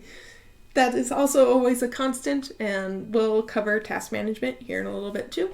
But yes, being able to prioritize or having tasks competing for priority does also come down to you learning how to effectively balance and handle these stress factors. Like I said, there is always going to be stress factors, but your ability to handle them, just like going to the gym and lifting weights, it'll get easier. All right.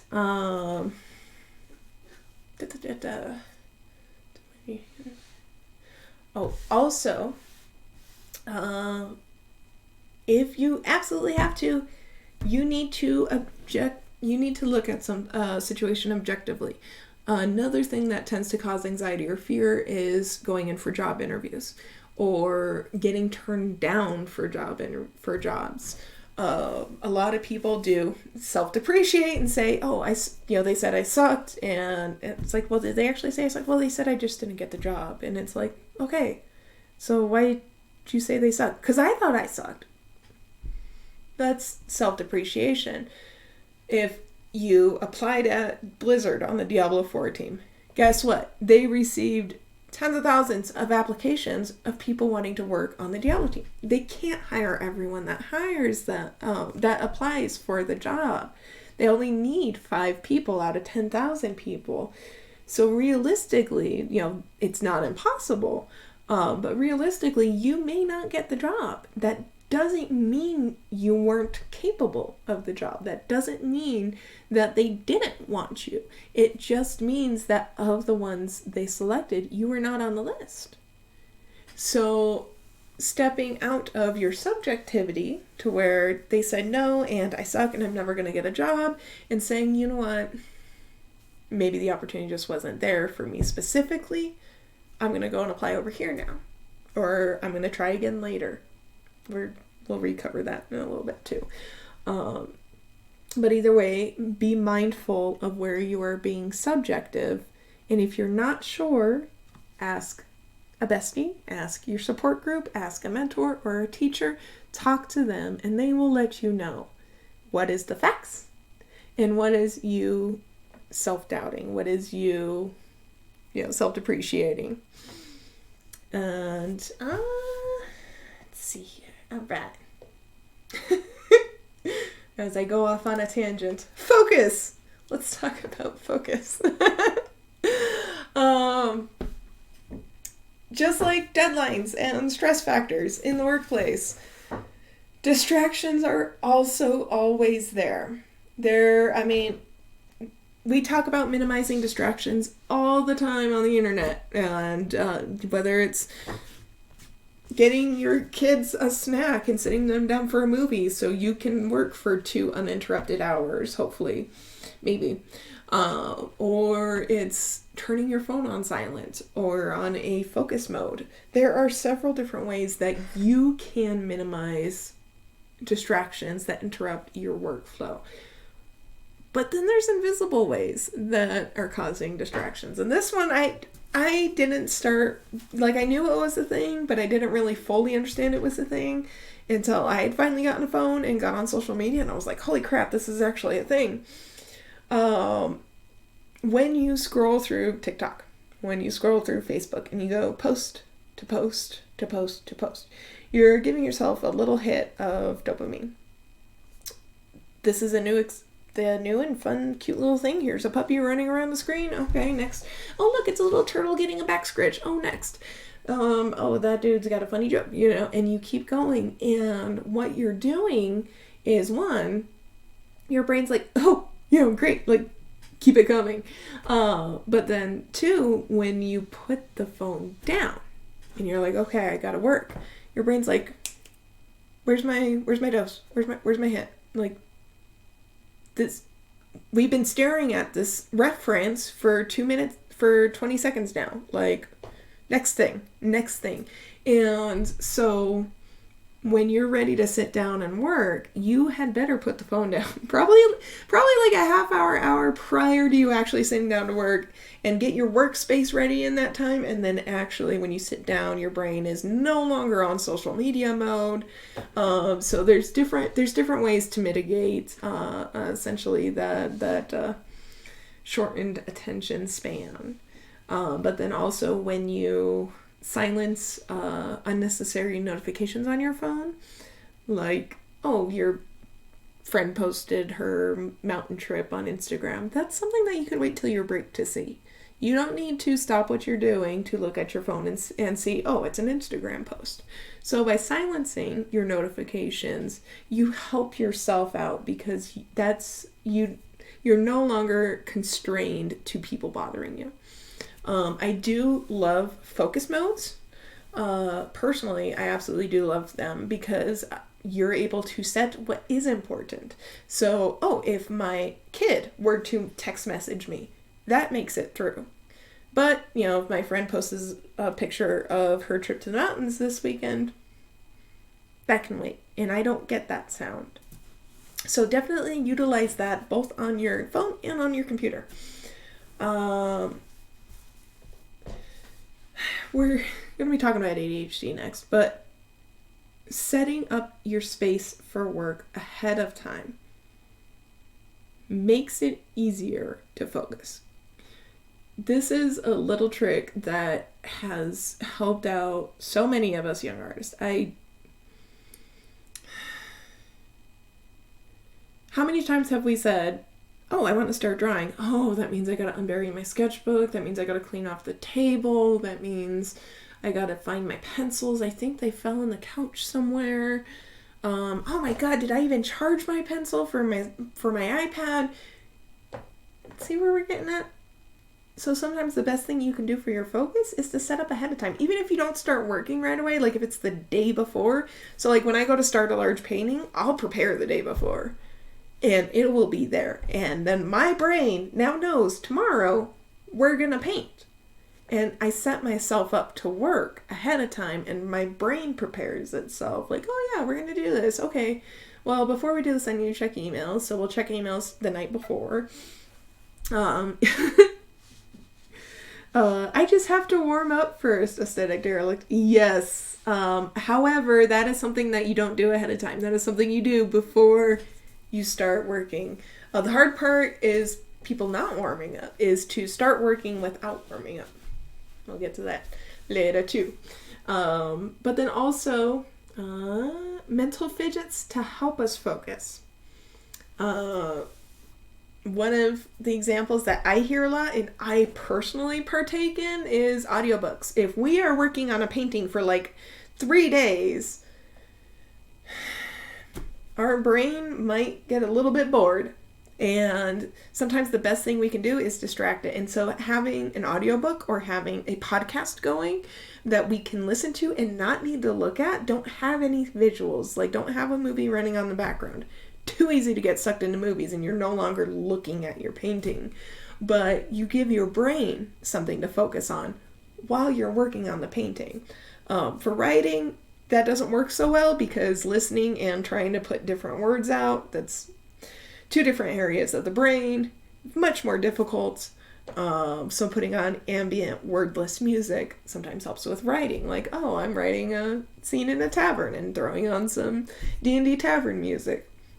Either way, you find the things that help improve your focus and hold those tight. Use the heck out of those. And don't be shy about them. Don't be like, well, I do this weird thing where I listen to audiobooks while I paint. Don't even freaking trust me. You're not alone. I promise. And sometimes you need physical fidgets too. Like I have a lovely keyboard thing that you probably hear me grinding as I'm talking. Or you'll see me knitting. I also knit while I'm in meetings.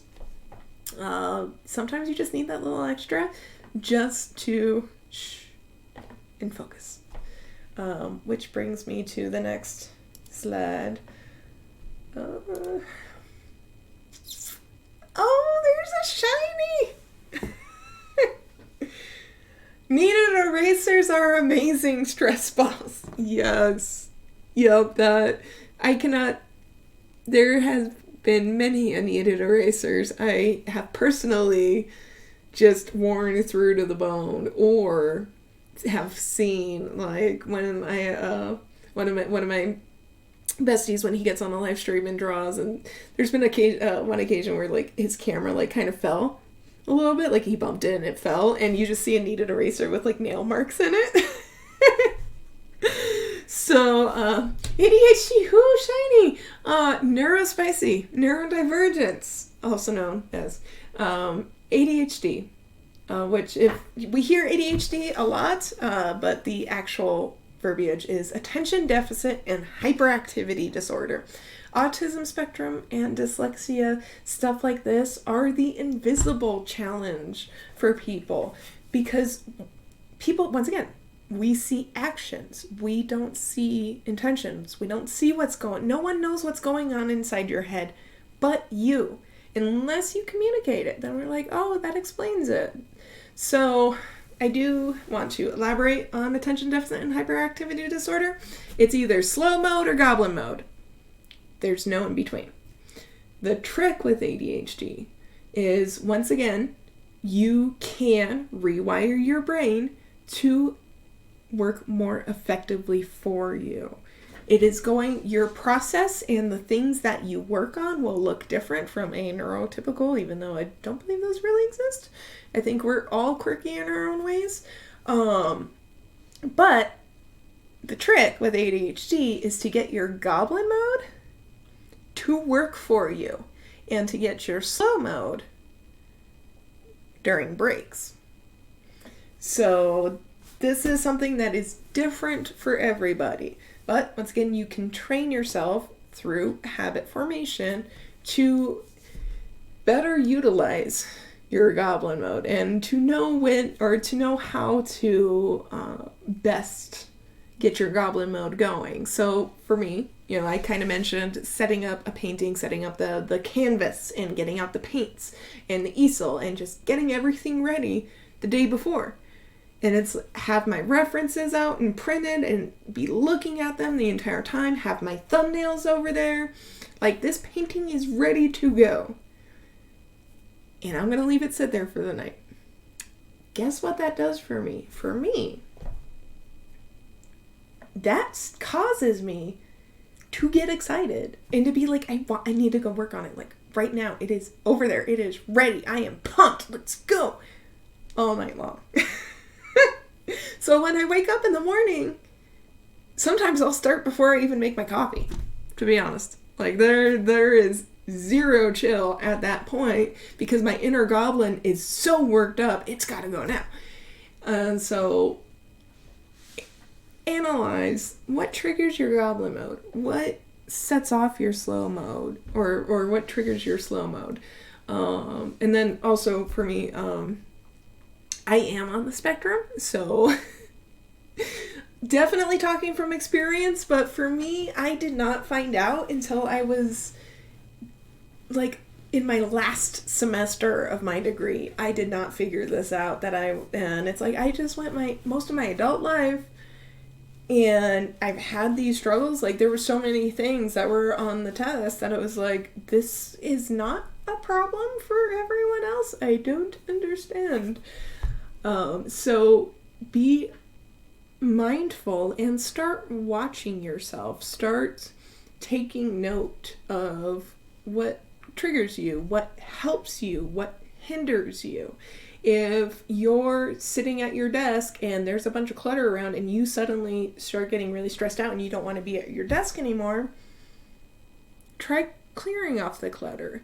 If clearing off the clutter, you sit at your desk for longer periods of time, that may be one of the tricks that you need to start incorporating.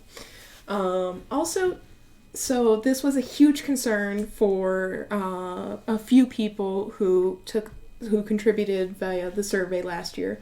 Once again, a huge shout out to everyone who contributed to the survey. That it was such a huge help to hear these insights. One of the biggest fears, which this was like when I was in my last semester, And I'm like, I'm about to graduate. How is this going to affect my professional career? A lot of people that struggle with this have this fear that it will hinder them in the workplace. And the reality is no, it doesn't need to. So times are changing, you know, just like with personal identities. There's more and more awareness around mental challenges and neurodivergence. And it's important for you to communicate with your boss that, hey, I struggle around deadlines, so please let me know what I need to do as soon as you do. You know, or I would really appreciate as much heads up and as much, you know, time as you can give me, so that way I can work ahead and not work last minute. Or during meetings, it is difficult for me to be on camera. It's hard for me to focus. If it's all right, could I please be off camera? Or, hey, I hope you don't mind if I'm knitting or playing with something in the meeting. Stuff, or even needing extra elaboration on what a project needs, what you need to do for a project. Communicate with your boss, communicate with your peers. Another big one is needing noise canceling headphones, because if we're actually like working in a place and we're, you know, trying to focus, it's very easy, especially for neurodivergent individuals, to get very overstimulated. And being able to reduce the amount of incoming information and incoming stimulation via noise canceling headphones is very helpful for a lot. And so being able to tell your boss, hey, listen, if it's not too much to ask, I'd really love to, or I really need to wear headphones while I work. This doesn't mean that like I'm not, you know, listening out for you yelling across the office, but just be mindful that I need this, you know, to work. And if anything, you know, just shoot me a message on my computer. I'll come over and talk to you in the office. Whatever your challenges are, you can find a way to work with them, and you can also overcome being able to handle them.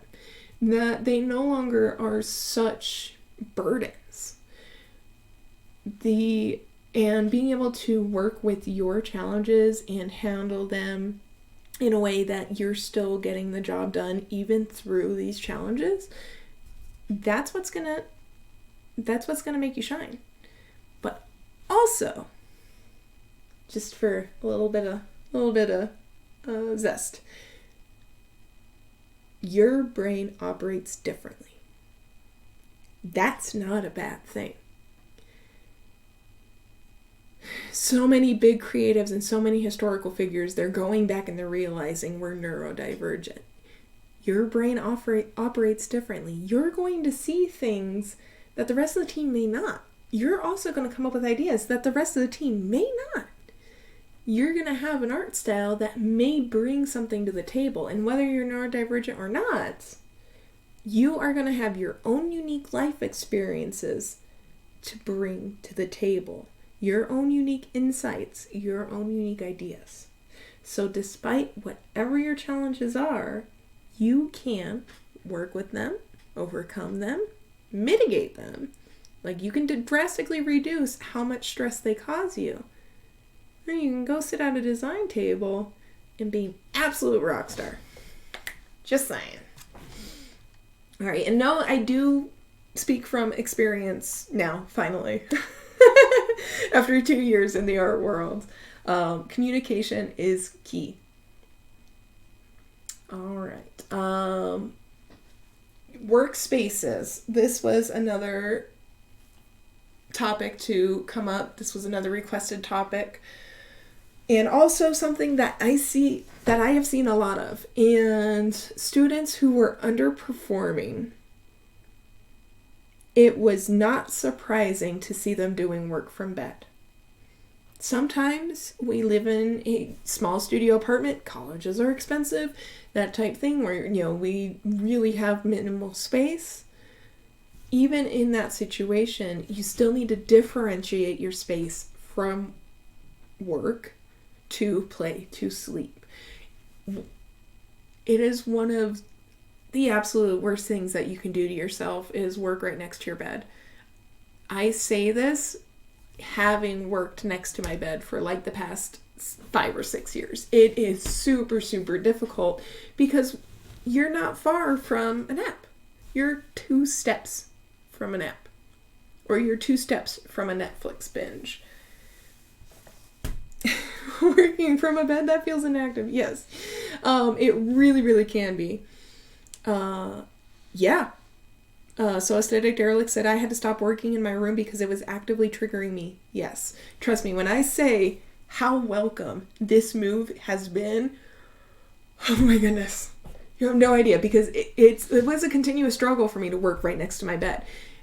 Because what happens is your habits, your brain is going to fall on what you're doing. And what you're doing is laying in bed. Laying in bed means sleep. Or laying in bed means work, not sleep. So you start blurring those lines for your brain to where your brain no longer differentiates, hey, I need to work. And it's like, yeah, but we're in bed. So I feel like sleeping right now, so I'm going to sleep. When you differentiate your workspace, when you have it separated, when it is its own thing, you sit down at your workspace and your brain's like, let's work. Let's get to it. This is where it's sometimes hard for video gamers to go into game dev, because especially if they're a PC gamer, because they're doing a lot of homework digitally and on their computers, which they also use to video game. One of the tricks for that is to have separate setups. Not necessarily like separate computers, but okay, you have your controller, you have your streamer equipment out, whatever the case is. When you go to work, put that away. Put the controller away, put the streamer equipment out of sight, out of mind, and maybe even get like a whole different keyboard. Maybe put your monitors in a different position, or even have your, move your easel right next to your desk. Whatever you need to do to physically, visually separate your space, your workspace, is a worthy investment. It is very crucial.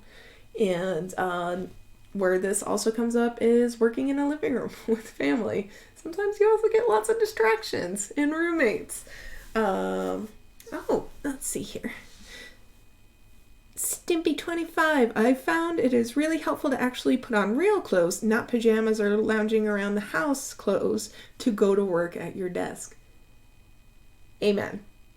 Amen. I also do the same thing. That is one of my differentiations, is putting on pants in the morning, essentially. I agree wholeheartedly, personally. And on days off, guess what? It's pajama day. So, worthy contribution. Thank you, Stimpy25. But yes, so then the other thing too, is keep your workspace clean between projects. Now, traditional artists, we already have the benefit of, now mind you, I am both traditional and digital. I am very adept at both worlds. Traditional art, you get the benefit of having a space that needs to get messy. Digital art, it's on the computer, it's there, not necessarily as messy unless you count all the snacks and drinks. But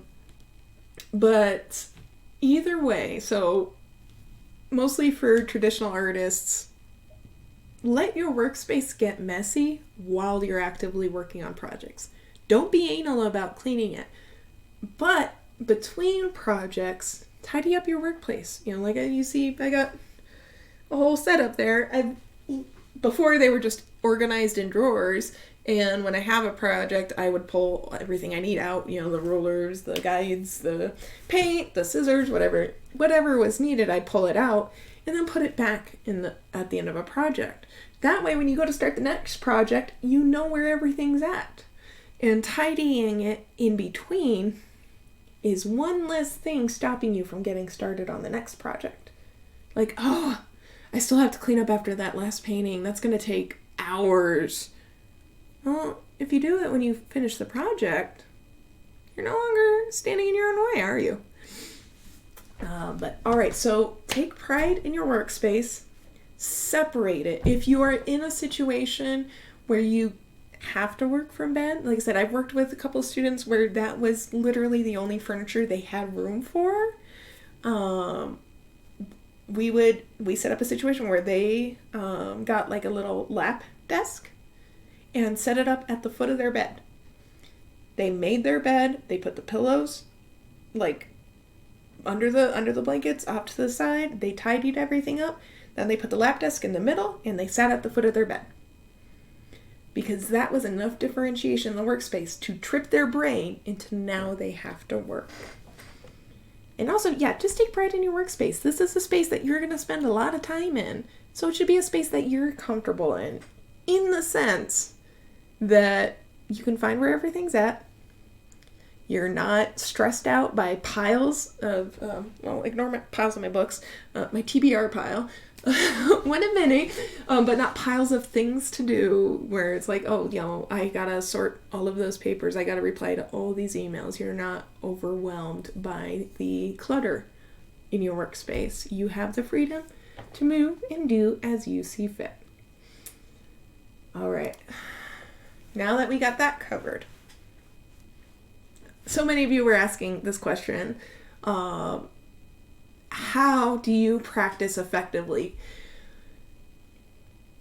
There's actually a science to it. Okay, so we were talking about building a habit. 7 days, it's our hardest. 7 weeks, it gets easier. You can build on it. 7 months, it's yours. In order to do that, in order to make the most out of that, or even reduce the amount of time it takes to build a habit, you should be practicing for at least 1 hour a day. And in that hour, to get the most of it, 1, minimize distractions, but it's this simple formula. And this formula is very prominent in music, but it is also very, very, very, very valued in art. So the first part of your practice should be 20 to 30 minutes of fundamentals or basics. This warms you up. This gets your muscles going. This gets your brain in gear. It takes about 20 minutes for your brain to get into the zone. It doesn't happen right away, guys. I don't know if you noticed that yet, but it takes time for your brain to get warmed up and to get into the zone. So 20 to 30 minutes of foundations will help, or basics. In music, it's also known as scales. This also helps build or maintain your foundations, strengthen your foundations. Where if you do warm up with human figure drawing, you're a character designer, and you do nude human figure drawing, when you go to throw clothes on them, you're not sweating the anatomy. That's how you warmed up. You warm up like that every day. It no longer is a conscious effort for you to draw the human figure. So fundamentals, 20 to 30 minutes of fundamentals or basics to warm you up. Then, part 2, 20 to 30 minutes of something that challenges you, of something that is out of your comfort zone, the thing that you are trying to learn to do, be it homework, whatever the case is. At least 20 to 30 minutes of that. Don't even count it as work. This should just be your hour of practice, and then you can get to work later. Something that challenges you. And then the last part, and the most important part, second to foundations, is 20 to 30 minutes of something that you enjoy. Something that you genuinely just, like if it's drawing animals, whatever the case is, something that you love drawing, something that you love doing. Because that is going to, 1, remind you why you're doing this. And 2, it's going to recharge your battery because odds are you're a little bit stressed out from doing the challenging thing. So it's a way to unwind. So I cannot stress this enough. Do not forget to play. Even if it's on a day off and you want to go draw an animal. If that's how you play with art, then go play with art. Like I said, learn like kids again. Let's see here. Aesthetic Derelict says, what if getting into that need to grind state makes it harder to remember to play? That is adulting to a T. That is focusing too hard on expectations. That is taking studying too seriously. However, I do personally understand, especially the stresses of being in art education, that it can be very overwhelming. So when we get to task management and stuff like that, you need to make it a point. If it is something you forget, if it is something that that you push to the side, make time for it. Write it down as a part of your to-do list, even if it's one day a week. I personally love, and yes, absolutely, do this every day that you can. This is how you improve. This is how you get better, is you start with this formula. But then also just take a day and work on your comic book, Aesthetic Derelict. Whatever it is that recharges your batteries, that makes you laugh like, oh my god, wait until everyone sees this. Whatever it is, work on that. Make time to work on that. At least this much a day. All right. Speaking of task and time management, I believe in you. All right, time management. If I were to ask you, where is your time going right now? How are you using your time? Do you know how to answer that question? In order to manage your time, you first need to know what you're doing with it. Instead of Derelict channeling Yoda. Yes, exactly. Yes. I do agree. Try in this. So do or do not, there is no try. Try in the sense of, I tried to do it, but I didn't get anything done. Maybe you made a mental or internal effort and you have this internal challenge going on, but ultimately, if there's no results, there's no results. So if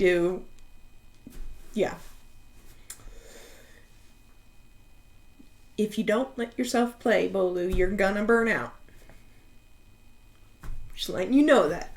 So make time to recharge your own batteries. All right, so time management. You first need to know where it's going and what is happening. If your memory fails you and you're like, I think I might have worked for 4 hours yesterday and then I had to go work at my pays the bills job for 8 hours or whatever the case is, then take a couple of weeks to write down where your time is going.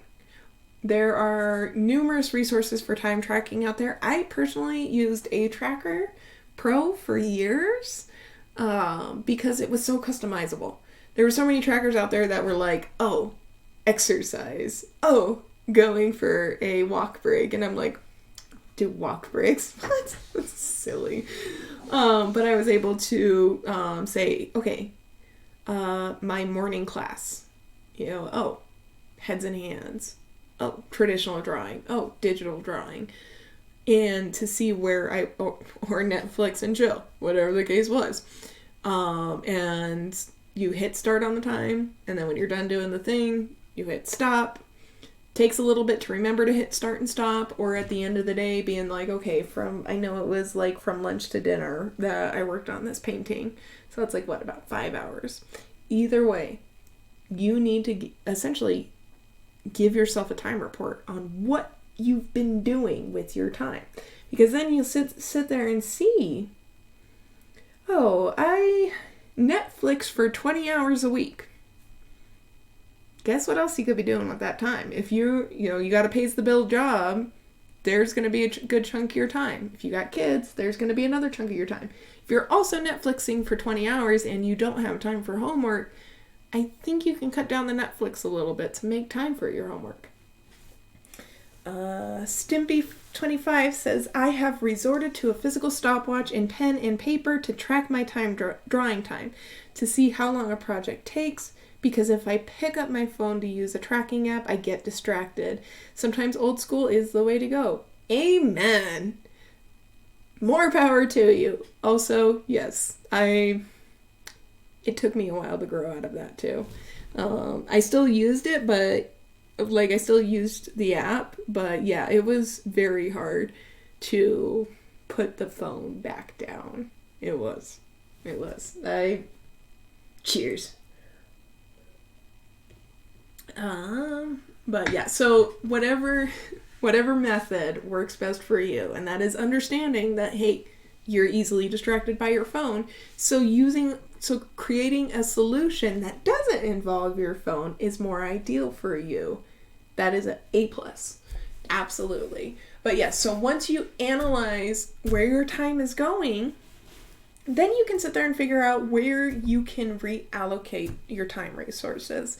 It also tells you if you haven't been maintaining a healthy sleep schedule. If you binge draw until the wee hours of the morning 4 nights a week, guess what? You're gonna burn out. You've got to give yourself enough time to sleep.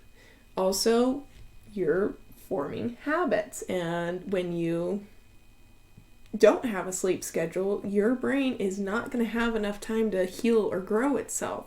Because guess when it does grow its new pathways? Guess when it does heal itself? When you sleep. If it doesn't know when in the next time it's going to get sleep, it's going to go on reserves and it's going to go into survival mode and not give a damn about what you're doing. So sleep for the sake of saving your progress. And sleep on a schedule so your brain knows what to expect. It is kind of difficult, not going to lie. It definitely doesn't need to be set in stone. But if it's like, okay.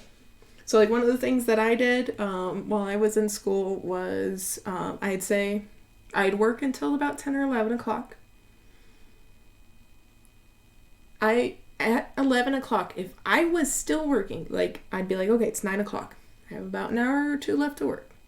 And I'd start, I'd get my brain set up to where it's like, okay, we're going to start winding down. We're going to come to a stopping point. And then we're going to save and we're going to shut down. If that was 10, 10:30, 11, I was fine.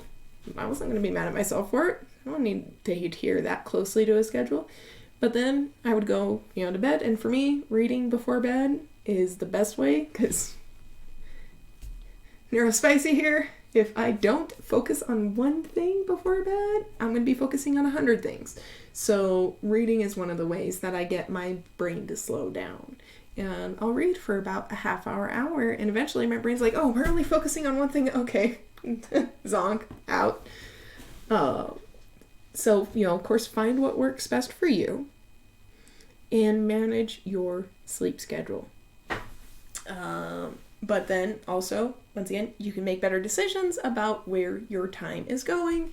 And for those who do get sucked into TikTok for hours on end, utilize your phone's digital wellness tracker. They have those in Apple and in Android and in Samsung and in Google. I don't want to hear any rebuttals. They are everywhere. They are mandatory in systems, I think. Either way, they are there. Use them, start getting turn on the notifications for them, and one of the best ones is the weekly progress report. Like, hey, you used your phone 2 hours less than last week. Yay. Or you can go into them and say, ooh, I spent 3 hours per day on TikTok. Guess I need to start watching how much I TikTok. Yes, you do. But now you know. And then also,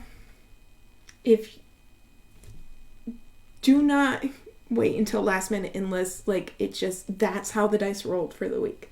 If you have any power over your decisions and your actions, do not continue to wait until last minute. It is hard to overcome procrastination. Once again, that's getting to the root of your anxiety, to the root of your fears, your fear of underperforming, your uncomfortableness with learning new things. That is all natural. But stop waiting till last minute also for yourself. Because 1, you're not stressed about deadlines. 2, you have room to ask for help if you need it. 3, if you finish early, great. You have time to move on to other things. You're not sitting there pacing around your easel for a week. You actually have time to go and see and get other stuff done. But then also you can absorb more from the classes and from the assignments when you're not rushing last minute. You can actually take time and invest time in the assignments, because that's how you're going to learn how to do the things, is by actually doing the assignments. And if you're rushing last minute, you're like, oh, I just need to get this done. You're not absorbing any of the content and you're not exercising anything from that lesson. You're just getting it done and shoving it off. All right. Task management. I mean, once again, to-do lists, they have such a negative reputation. They really do, especially for people who often take the path of the least resistance. Like, why do I need to get up and do the dishes when they'll be there tomorrow type thing? But one of the best tricks that I've come across is to categorize your tasks differently. So regular tasks, excuse me, regular tasks are trash, dishes, laundry, feed the kids, walk the dog. Those you can put on a calendar.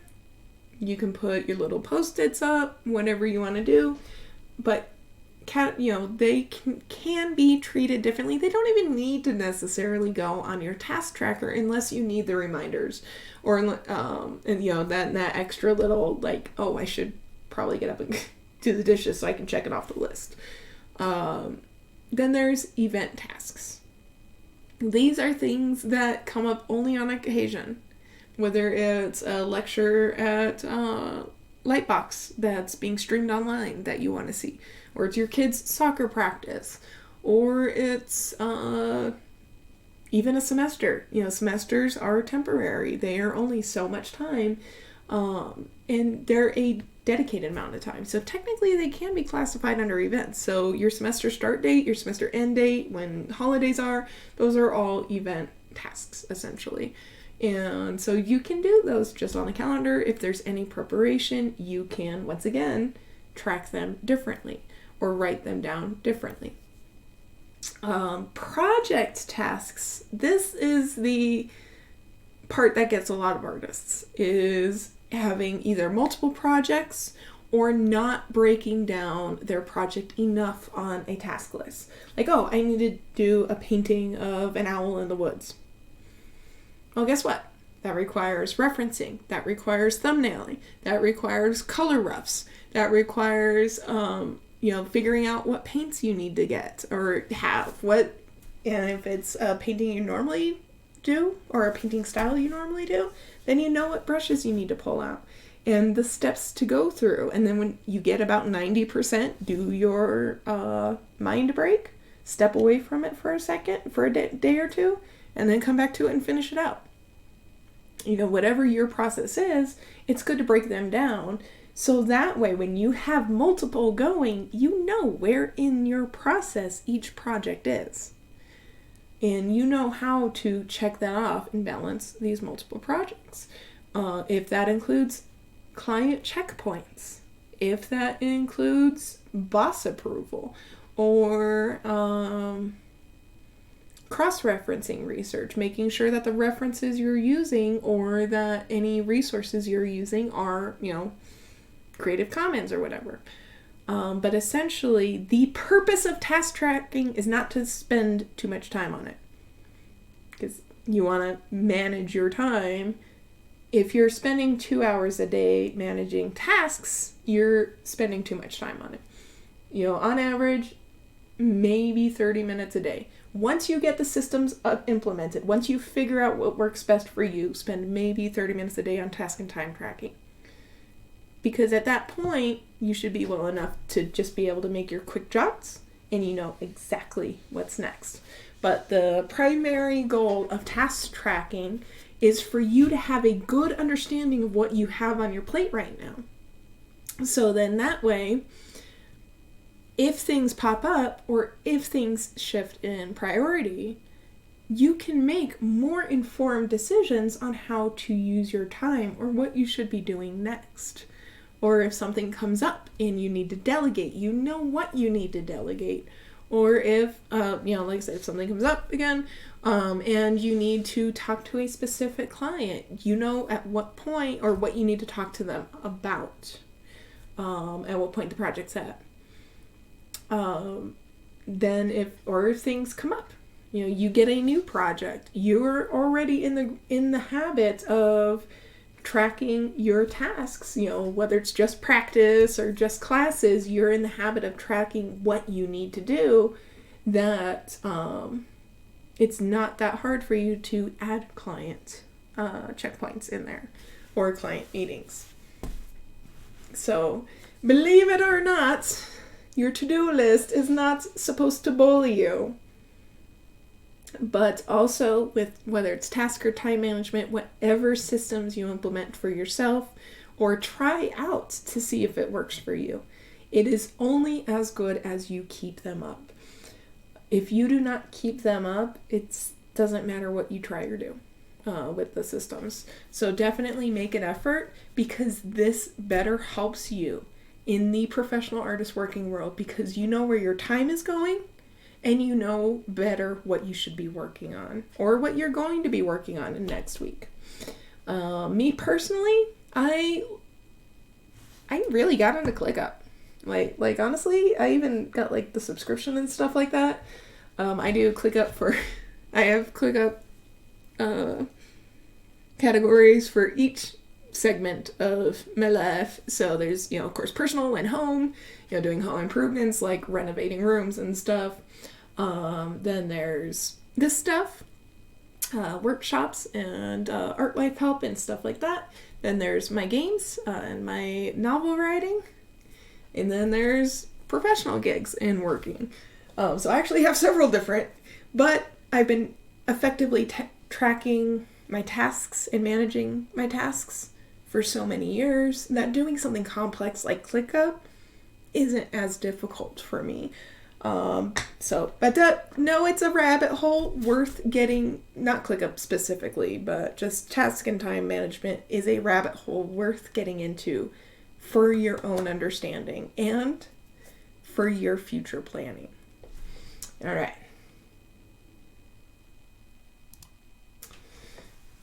Include breaks, guys. Make time for breaks. Make time for breaks. Super, super important for every single piece of you. There's a few reasons why we should take breaks, whether it's physical wellness, whether it's mental wellness. Hey, I need to go pee real quick. If you hyper focus, the struggle of forgetting to pee for 5 hours. Like, I should get up and pee. And 2 hours later, I should get up to pee. 2 hours later. This happens. If you need to set alarms on your phone, then you need to set alarms on your phone. It's where every couple of hours it dings you. You're like, okay, do I need to pee? Yeah, I need to pee. I should probably grab a snack while I'm up. And refill my water bottle. Whatever the case is, you need to make it work to where you take breaks, where you actually step away from your desk for a minute. It could be a walk around the block. Doesn't matter. Walk your dog real quick. It could be just to the bathroom in the kitchen. As long as you step up and away from your desk for 5 minutes every couple of hours, that alone is a huge step up in the right direction. So average, taking like a 5-minute break every hour while actively working is effective. And after around 4 to 5 hours, taking a long break, like a meal, like eating, that's of course, we see that with 9-to-5 jobs with hourly wages too. But there's a reason for that, because that is an effective length of time to take a break and then come back to it. But it's not just for your health. If you are an artist, this also helps your process. So if we hyper focus on a painting and we get it done start to finish in one sit down, and we look at it the next morning, guess what we're going to see? It's going to look vastly different than when we left it last night. We get so enthralled with the process and so in depth and like just elbows deep, we're covered in process, we're covered in paint, that we lose sight of the illusion that we're creating. The illusion of composition, the illusion of depth, the illusion of 3D in a 2D space, which is depth, environment, whatever, color usage, whatever the case is, we lose sight of it if we don't take breaks. So take a brain break from your art. So that's where, like I say, about 90 to 95% of the way through, step away from the painting or the illustration. Step away from it. Don't finish it yet. When you're about to call it finished, don't. Step away, even for a night. Go to bed. Touch it in the morning. Because then when you come back and your mind is refreshed, you'll see that, oh, I should push that back a bit. Oh, there's a tangent here. Oh, the hair isn't flowing quite the way I want it to. And you see more things that you would have otherwise missed if you remained blind to the process. And also, days off do matter. Even if you get the time off, let's say you get the time off, you had better use your day off wisely, in the sense that, because I know people, and I am very guilty of it, of working consistently day after day after day after day after day. Guess what? That's how you burn out. That is the quickest way to burn out. Even if you enjoy what you do, you will still burn yourself out by working day after day after day. So making the most out of time off, whether it's a half a day or a full weekend, still practice, still get some time in if you want. But for the most part, you need to turn your brain off from work. So yes, preventing burnout, very similar to how art block happens, except over an extended period of time. But once again, it still has these root causes. So not taking enough breaks, not getting enough rest, or getting yourself on a sleep schedule, not spending your time off properly, not playing with your craft enough. If you're all work and no play, guess what? You're not going to have a good time. And then also if you're surrounded by toxic people and not getting away from toxic people, just being around them. If anyone who's been around a toxic person, and I say toxic in the sense of you do feel drained when you're around them. If you don't have like a support system or an escape from them, being around them will drain you and burn you out. Procrastination is another way to burn out, because what you'll do is you'll procrastinate to the point things will just keep piling up, and then it's now extremely overwhelming to the point where, what is the point, is the question you ask yourself. And then having expectations that are either too high or too rigid. You don't know everything yet. You don't know what it's going to be like to work for Magic the Gathering or any of that. You dream of it, and it is a goal of yours, but you don't know exactly what it's like to be inside the company. So any expectations you set, make sure they're fluid to receiving new information. And because the reality is, you're going to learn a lot more when you finally go into a job about the job. It's not until you actually start doing it that you actually start learning about it. And that's where a lot of people learn that art is a lot of work. Let's see here.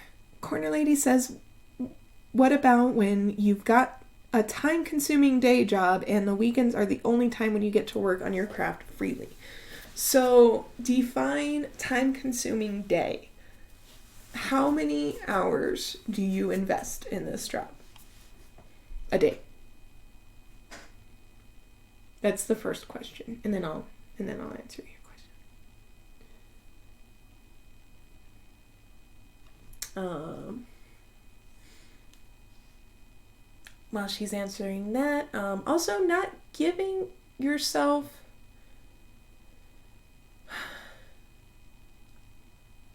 self-depreciation and self-doubt. I mean, once again, here it has come up. When you don't give yourself enough credit for reaching milestones. I have worked with students where I see them growing. I see them grasping the concepts of human anatomy. Like, you know what? Your lines are still wonky, but your proportions are looking better. And they're like, yeah, well, I mean, still, my lines are... Give yourself that credit. Give yourself that win. Those little wins along the way for those milestones. Be more compassionate towards yourself, because those little wins are going to be like, hey, what I'm doing is making a difference. What I am doing it matters. If you do burn out, there are some burnouts that are just traumatic for the soul, and that it's very unfortunate when that happens. But for the most part, burnouts are recoverable. That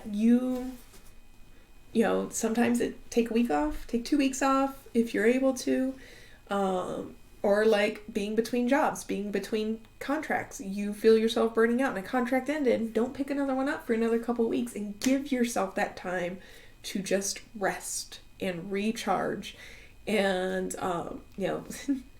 grab a bestie when they're free. After a little bit, you'll slowly start to revisit what you enjoy most about your craft. Is it drawing animals? Is it finding cute animal references and putting your own spin on it? Is it interpreting something in your style? Whatever the case is, just slowly start to revisit it. And what you find is eventually you want to start going back to work. And that's how you know you're getting out of, you're recovering from burnout. Okay, so 9 to 5, but the afternoons and evenings is when I get in the zone for doing most of the work, so I can still be working until 11. Yes. Actually, totally samesies. Afternoon and evenings for me are also my most productive. So that does consume a lot of your day. That does consume a lot of your energy in the day. And, it's not to say that, waking up at 7, getting an hour or 2 in of other work is fine. But what you can do is you can split your weekends up. Either do Saturday or Sunday, to where you take that as an active day off. Or you can do half days and be like, you know what? I'm going to spend my whole morning on me, and then around 3 or 4, then I'll do some practice. Then I'll do some work that I want to do. Then I'll finally work on this project that I want to do. But also, you don't need to set yourself a time. If you want to play on your day off, you do it whenever. You're still practicing your craft. You're doing something you want to do, and that recharges your batteries. That is the important thing. But for actually turning your brain off and getting away from your workspace, definitely designate some time over the weekend to do that. Whether it's reading a bed, but oh my god. Reading a book on the couch, on your favorite stuffy, or in bed, or whatever the case is. Oh, hello, Exo Hazard. I'm glad you could finally make it. Oh my gosh, it's been going for a while. I did not expect this to take so long, so I do apologize for that, but at the same time, we are covering so much ground. Speaking of, all right, so let's talk about goals for a second. Goals come in a couple of different varieties. The first one is the long term. This is the one that you should start with. These are your ultimate dreams. These are the big goals. These are the ones that are not going to happen overnight. If that's working at Wizards of the Coast, if that's, or whatever, or Magic the Gathering, or Bungie, or Blizzard, or whatever this huge dream, like this is the core of why you got into art. That is your long-term goal. Also set goals that may not necessarily be, hey, working at this company, where a long-term goal would be mastering task management, or being able to work for 4 days, play for 2 days, and take 1 day off. Have these goals that are going to take a little bit to get up to. Once you figure out what these long-term goals are, then you can start breaking them down step by step. Snippy 25, we have about 5 or 6 slides left. So we're about 20% left. And I promise I won't go into too much more tangents. But then also this will be available on YouTube as well. Twitch for post viewing and YouTube for posterity purposes. So if you do need to dip out, you are welcome to rewatch it later as well. But yeah, I'd say maybe about 20% left. And then we'll be open for AMA and any follow-up questions from there. I'm glad they're helpful tangents. That makes my self-doubt go away a little bit. Trust me, I was not panicking for 2 hours before this. Is this really gonna help people? Alright. So yes, figure out your long-term goals first. Then it is important to break them down step by step. So that way you know what you need to work on. You know that you have these smaller goals to get to. When we say step by step, what we literally mean is stair step by stair step by stair step. You're not going to be able to, we can't all jump like Hulk to the top of the mountain. We got to take it one step at a time. And breaking down your long-term goals will prevent you from burning out and will prevent you from losing motivation, because you'll be reaching these milestones along the way.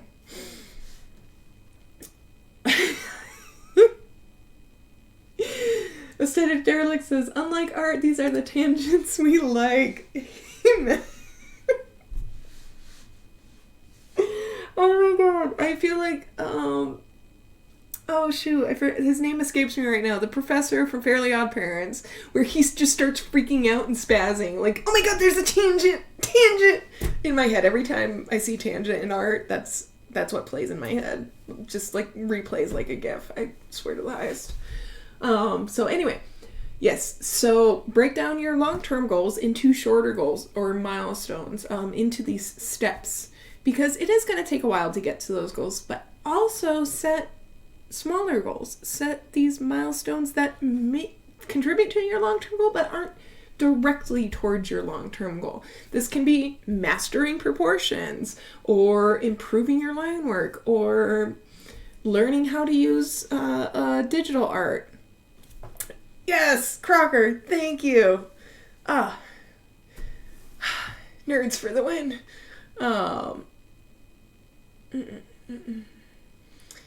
Yes, and these milestones will help you get to your day-to-day plans, to your task management. Long-term goals, steps to your long-term goals, and then break down your short terms. Break down your milestones. Hey, I want to get better at proportions. Well, guess what? The challenging part of your practice should now be proportions. So you can say, hey, for the next couple of weeks, let me work on proportions. And then after that, I'll tackle my line work. Or after that, I'll work on hands. Don't be afraid to get into the nitty-gritty details when it comes to setting short-term goals and milestones and incorporating them into your task management. Also, if you aren't sure what the steps are, if you aren't sure what your next step should be towards a goal, ask a mentor or your teacher or peer that you know that is in the industry, or even if you don't know, and go to a lecture that someone is talking about going into the art career and stuff, and ask them your questions. There are resources out there for you to be able to figure out what your next step should be. Don't be afraid to ask for help, especially in this situation when you need to figure out what you should be doing right now to get to where you want to be. There are people out there that are where you want to be and can help you get to where you want to be. They might not say, hey, listen, but pretty close. All right. So for 2D art specifically, this came up once again quite a bit in the survey. For 2D art specifically, I also, when working with students, the foundations was not stressed enough. It really wasn't, because foundations like learning how to draw the human figure, working on perspective, that is something that you should do for your practice, like every day. It shouldn't just be confined to a few weeks in the semester. No, this is something that you should continuously be practicing. So with 2D art, all art is visual communication. Styles in art are just different languages. That's all they are, just different visual languages. But like languages, they follow structure. They follow communication techniques. They transcend accents and, well, essentially transcend mediums. It doesn't matter what medium or what method of publication, art is still understood because it is its own visual language. So don't confine yourself to a style, and definitely don't use this as my style as an excuse that you want to see closed-minded tunnel vision. Oh, this is my style. I'm not going to try that. So that's the first thing. Exohazard says, for real, so many people out there lacking in foundations because they think they're one and done with foundation. No. Art is closer to physical fitness in the sense of you have to grind every day to maintain your muscle memory, your hand-eye coordination, to keep your everything in working order, than it is to IKEA instructions. Too many people treat the foundations like, understanding anatomy, like IKEA instructions. Like they read through it and they build it once and that's it. No, because even though you understand proportions and you understand anatomy, you can still lose the ability to communicate proper proportions and proper anatomy. So people that, artists, we see this with artists that tend to do just profiles. We ask them to, do a full character body, and their proportions are off because they don't regularly practice human figure drawing and practicing proportions. So do not be embarrassed. Do not be shy or shame about doing life drawing. If someone shames you for doing life drawing, they don't know shit about art. Just throwing that out there. Speaking of toxic people. So life study, draw from references, build up your foundations and keep them up regularly with practice. That's how you're going to get better at 2D art, and that's how you're going to stay good. And I've seen this from time to time. There are some artists or people that are like, oh, did you reference? That's cheating. No. Tracing is cheating. Referencing is not. If you look at... So a couple of my instructors at the school were illustrators for the old school movie posters. The Indiana Jones that looked like it was out of airbrush and colored pencil. They used nearly 100 references for each of those posters. And that's just one. They did multiple versions of these posters. So I love what one of them said, where he said, to study from one is stealing. To study from many is referencing. Do not discount reference boards or mood boards. Invest the time into doing reference boards or mood boards. Or as another artist that I know says, we actually rarely draw from imagination. We reference. If it's a dragon, guess what? We pull up pictures of crocodiles and lizards, and bat wings. Yes, all the best artists reference, because all the best artists know, just because they know what a dragon should look like or what they want the dragon to look like, doesn't mean they know how to draw it. They know it's covered in scales, but what should the scales look like? How do they draw the scales? What scales do they want to use? Always reference. To have fun with referencing too, and don't be afraid to put 5 different kinds of scales. You never know which one you're going to gravitate to.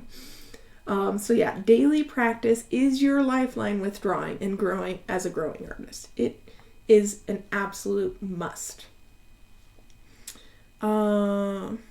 What about starting off with tracing some parts, but then elaborating on it with the original ideas and other references? So, tracing can become a crutch. It's not necessarily entirely bad when you're trying to grow your skills.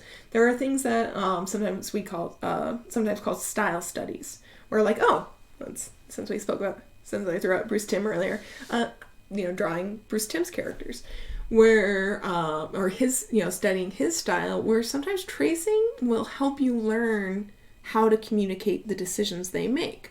So with style studies, sometimes we say, trace for 25%, and then the rest emulate.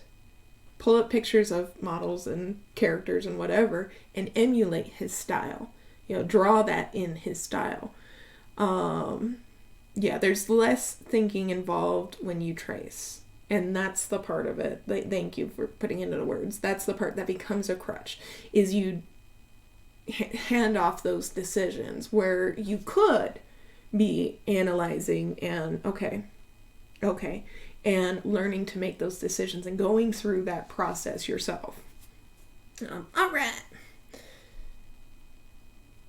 Also, yes, tracing can make it so you overlook form. Actually, on the note of tracing, fun story from my first class in my first assignment in art school. Mind you, I had 0 previous art experience before I walked into the school. So, the first assignment was 3 sketchbook pages. And I was like, this is great. It could be anything, and so I drew some flowers, I drew a dragon, and kind of left it at that. And then I forget what I did for the 3rd page, but I felt so out of my depth when I looked at all my classmates' homework. There was Batmans, there was Naruto's, there was drawings that belonged on the front of comic book covers as sketchbook pages. I was immediately like, I just stepped into the wrong profession. I am way out of my league. And then the next assignment, the very next week, the instructor's like, do 3 sketchbook pages without copying.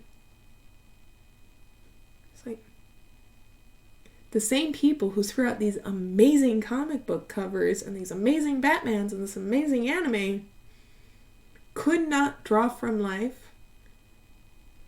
for the life of them. That, we saw stick figures coming from some of them because they handed off those decisions. They never learned why you make those decisions. So, study from life, always. Once you understand how to draw from life, you can understand how to abbreviate and exaggerate portions that you want. All right, moving along. Points on portfolios. This is one of the hardest things to talk about because it is so variable to the job that they're looking to fill, to the project at hand, to the company brand, to whatever the case is. So it really is no one perfect portfolio. It is very dependent on the company, the open position, what they're looking for, what their goals as a company are. So be comfortable with putting a portfolio together, specifically for a specific position or a specific company, or a specific job type, because That's what's going to help you. So like I said, I've been fortunate to have been an art director and production manager for a couple years now, and I've had to do hiring. I've had to do interviews with artists and, go through the pile and have to turn people down. That I could never, I never got used to that. It definitely, there were times where it just was like, I wish I could just hire them all, but I couldn't. Either way, it was kind of obvious when someone used a cookie cutter portfolio or used essentially copy and pasted their portfolio from a different company. So usually what I've learned thus far, and what insights I have from other people who have contributed to this workshop, get comfortable with putting a portfolio together. Have the vast majority of it, so like 70% of it, be geared towards the position you're looking to fill, towards the need you're looking to meet. If that's, one of my besties absolutely adores Destiny and wants to go work at Bungie, 70% of his portfolio should be Bungie style art. And if he wants to work in the concept art department, it should be concept art pages. That should be the vast majority, because they need to see different iterations of the thing that they're trying to look to get done.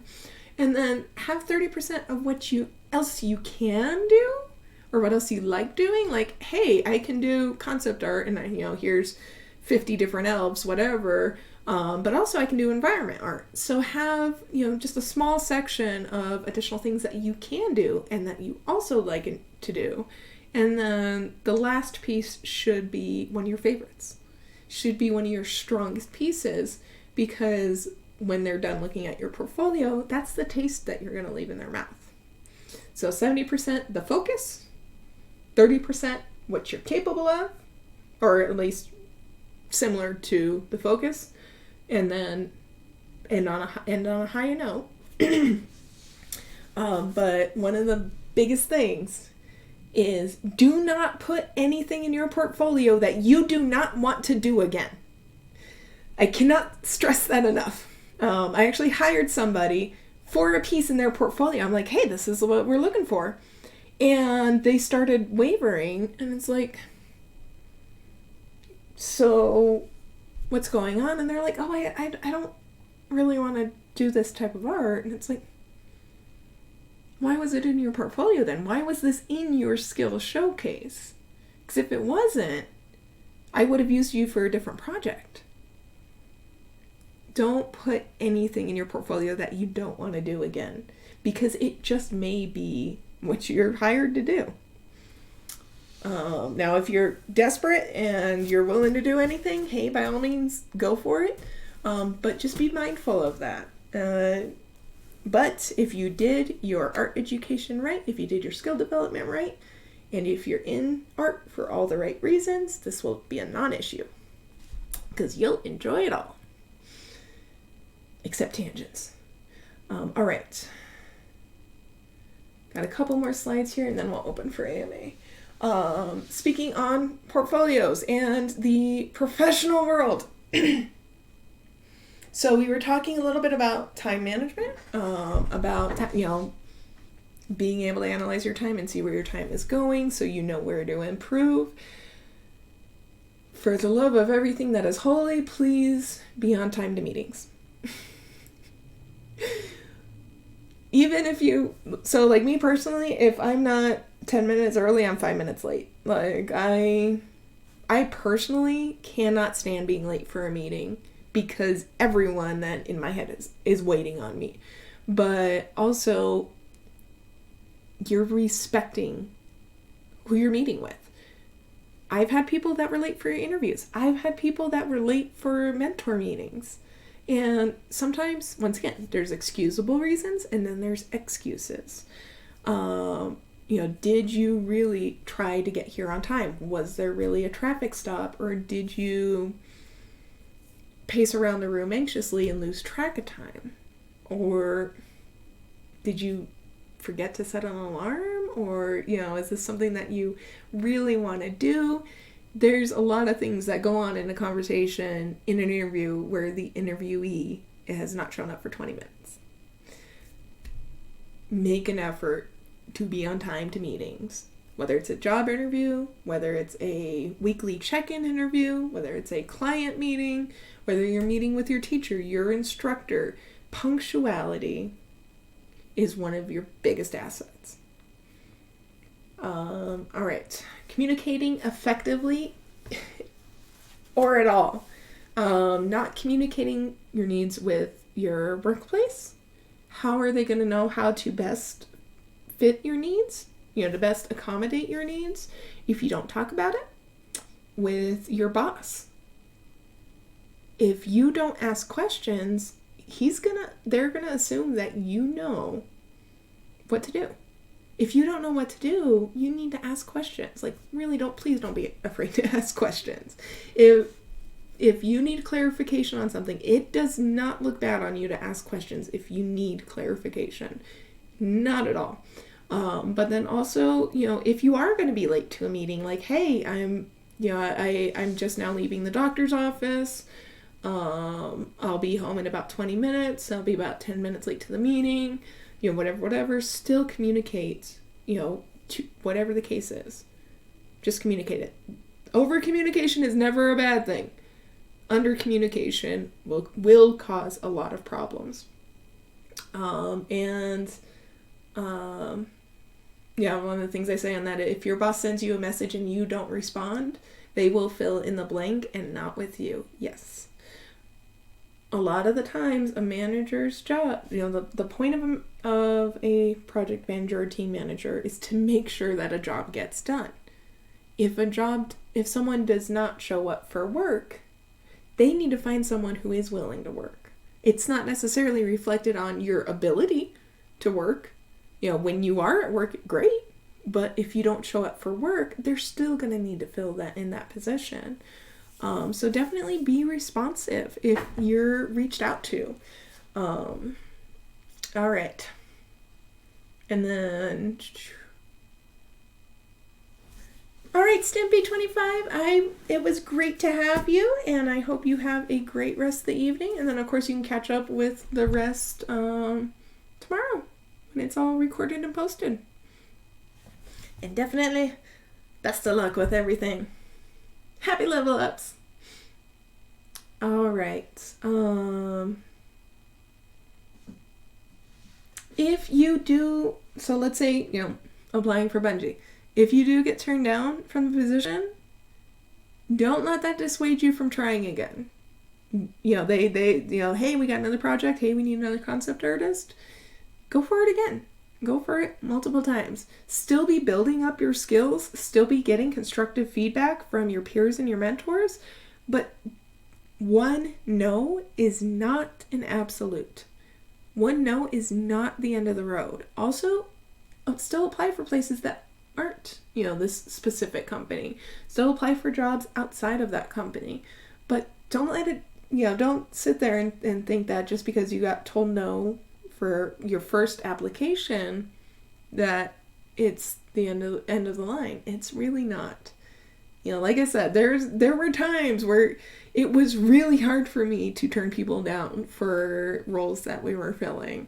And like for some of them, I was looking at 30 or 40 portfolios, and it's like, how do you pick one from so many capable people? And of course, there were some that didn't have focused portfolios, where it's like they don't quite, maybe they were misguided in putting together a portfolio, or maybe they don't know what they want to do, or maybe they're spread too thin, or whatever the case. Or there were some that it's like, hey, we're hiring for working on this, actually true story, this very cute, chibi-like, very kawaii project. And someone sent in a Ghost in the Shell, style anime portfolio. And it's like, this is great, but not for the project we're looking for, So don't be dissuaded by no's. No's are going to happen more often than yeses.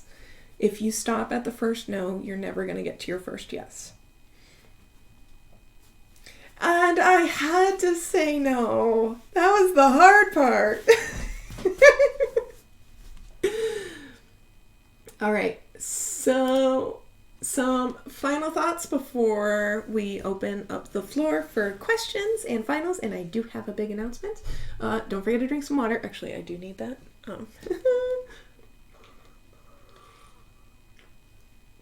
Seriously, you cannot get better at art. You cannot take care of the art if you do not take care of yourself first. That is a concrete rule. You must take care of the artist to take care of the art. Also, remember, you're learning and growing. Give yourself that room to do so. Give yourself that wiggle room that you are going to make mistakes. And it's okay. You're going to learn from those mistakes. You're going to implement what you learn in the next time. And you're going to keep building like that until you get to where you want to be, to where you don't feel like you're learning anymore. You feel like you're actually on top of your pile and your skills are where they want to be. Still be growing them. Still be learning them. Also, your dreams will not happen overnight. So don't get discouraged if you wake up tomorrow and motivation went and took a break and you get a no from Ubisoft. Focus on your milestones. Focus on taking one step at a time. And ask for help if you need it. Ask for help if you need it.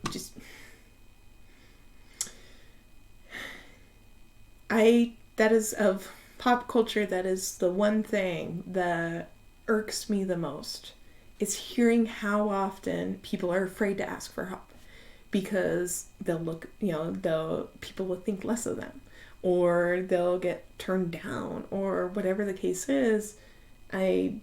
Don't be afraid to ask for help. I can guarantee 95% of art mentors and professional artists out there are actually not douchebags. Right? Some of them may have a lot on their plate and may not respond, but point is, there are people out there that are open for help. And actually, on that note, I am now one of them. 2 seconds. I am proud to announce that I am opening up for business to the public. Officially. So essentially what I am open to doing is being your art coach or being your art life mentor. Exactly everything we were talking about. What I am open to doing is kind of where I was student success mentor. I work with you both on your skills and on your soft skills, your time management, your task management. Whatever it is you need to improve on to get to where you want to be, we work on a game plan, and I help see you through the hard parts of building these new habits, of getting in these grooves. And because this is such an exciting thing in time, if you use code 2023 MMS, MMS 2023 MMS, you will get 42% off of any of my booking services. So I am open to working with every one of you, everybody one-on-one if you need. I mean, I'm also going to be writing my book, so my time will be filled no matter what. But I am definitely opening my door for mentoring people one-on-one again. I am super, super excited about this and for this.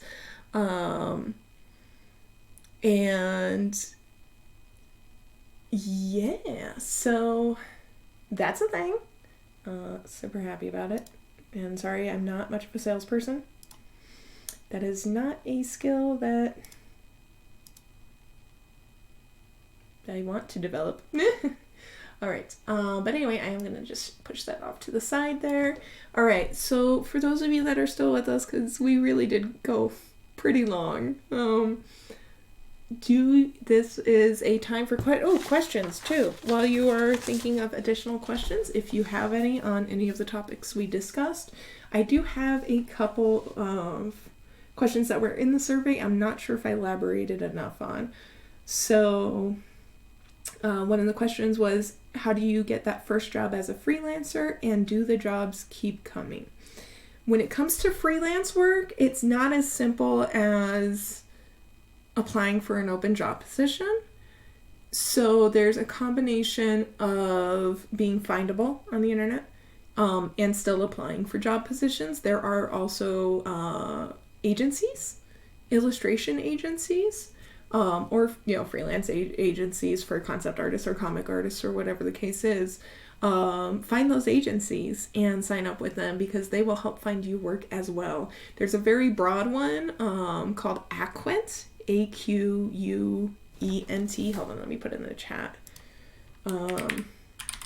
That is very broad in terms of art careers and stuff like that, where sometimes they do have environment artists, sometimes they, sometimes it's all paperwork stuff. But either way, research agencies and they'll get you started. The most important thing is to always be putting yourself out there, always be updating your portfolio as if you are still looking for a job, even if your plate is full, because that consistency is what's going to keep the jobs coming. If you slow down on that, you're going to get breaks in time where you don't have a job. All right. When you lost focus with a personal project or drawing, how do you regain that focus? We have a unfinished art pile for a reason. Yeah. Sometimes you burn out on individual projects and it's good to put them down. There have been some projects where I pick it up again years later and I'm like, you know what, I'm just fucking redoing it. I'm just redoing it all. But if you start losing focus in the middle, definitely take a break. Definitely take a break. Also, when you go to return, revisit your references or revisit finding more references. And sometimes that'll be like a miniature spark of inspiration to keep you going in the project. Corner Lady asks, are you creating reverse job posts a thing? Or are creating reverse job posts a thing? Have you seen successful examples of that? Yes, classifieds. Hey, I'm available for work. They're just like agencies. There are classified websites. LinkedIn is one of those to where, hey, I'm open for work. That little banner, and it also, when you apply that, it changes the algorithm quite a bit, to where someone says, hey, I'm looking for an illustrator, and it'll first list illustrators open for work. But yeah, classifieds are definitely a thing.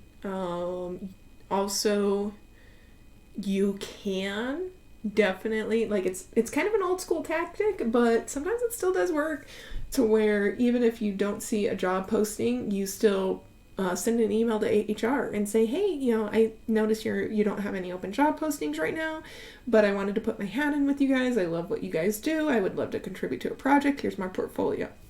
Absolutely. Oh no! Hold on. I don't know when they end. You let me know when you get back.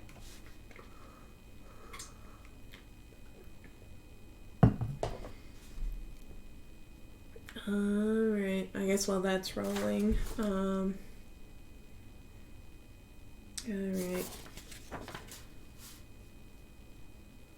Isolation. Okay. Isolation. This person says, I don't have finances to travel out to events like Lightbox, GDC, etc. So I feel I have to work much harder to find the people to talk to, job searching, and learning from other like-minded professionals. This can feel very frustrating. Yes, isolation. As so many people have learned in these past couple of years, isolation is a major challenge. It is a very extreme challenge that it is difficult. We are tactile creatures. In-person events, talking to people face to face, it does make a difference to do that. But once again, we're not always able to do that. Also, we live in a day and an age where virtual contact is very resourceful. So to battle isolation, definitely find communities, whether it's Discord servers or Facebook groups, or some artists and professionals have their own websites and blogs. Whatever the case is, you can become active in those. Make connections, make friends. When it says, "Hey, introduce yourself," and then post a portfolio in there or whatever you are trying to do. You can include in that introduction. It helps to not be shy. Once again, when you're shy, you're afraid of making a bad impression. You're afraid of people laughing at you, whatever the case is. But for the most part, isolation is kind of difficult. That is no lie. That is something that is normal to struggle with. But yes, online communities, online blogs, online events, and then hit local events too. I say that out of experience. Hit local events. Whether it's the local art district or the annual anime convention or whatever does come close enough to you, and that that maybe you could get a ticket for one day, or that are free. So art districts tend to be free. That like here in Denver, we have the River North Art District. We also have the Santa Fe Art District. To where every first Friday, all of the studios on the block open up their doors and you're able to walk from place to place to place.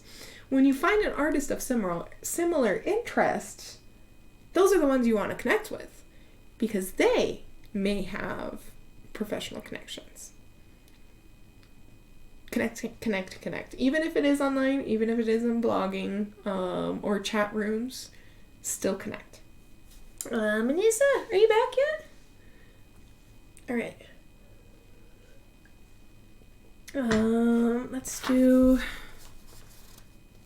one more before seeing if she's back, but let's see here.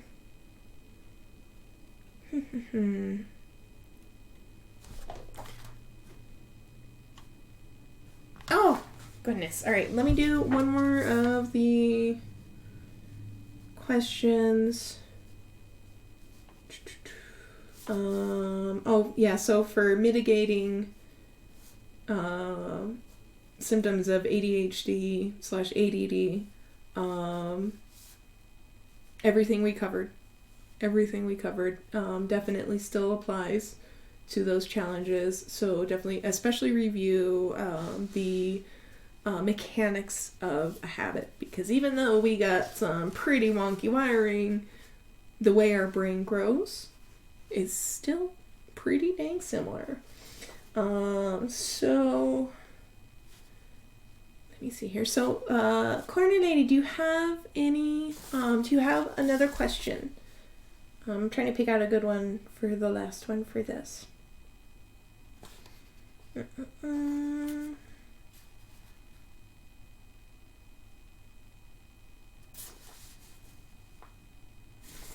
Okay, I think I found a good one to do. Okay. All right, while you are typing that question, I'm going to cover one last question from the survey. I feel like I want to do so much and do it all really well, but my actual performance always falls below my expectations. I want to Hermione Granger my projects, but I'm more like Seamus blowing everything up. All right, this is where adjusting our expectations is going to benefit us. Because yes, we want to, we want to pull out the brush and create a masterpiece. We want to swipe the pencil and have this cohesive and beautiful drawing laying underneath it. But the reality is it's going to take us a while till we get to that level. And in order to not burn out, to not crash our drive, it's important to find those milestones, to figure out those milestones and those achievements along the way. Find your small wins to keep you stepping forward. So adjust your expectations a little bit. Accept that your drawings are not going to meet your expectations yet. Still, you can keep them up there because that's a goal. That is your skill goal. But don't allow yourself to get frustrated or discouraged because you're not there yet. What you can do is compare one to the other and say, you know what? My lighting, the way I'm painting edges on my characters, that needs adjustment. Yeah, definitely. Print out artists and artwork that are your skill goals. So once again, they're your GPS. But it is what you're experiencing is, we said it before, it is normal, it is healthy, but you can burn yourself out unintentionally by continuing to over expect of yourself and not allowing yourself that room to grow, and discouraging yourself through your unmet expectations. All right. Will your coaching service cover balancing art development with self-promotion on social media without burning out?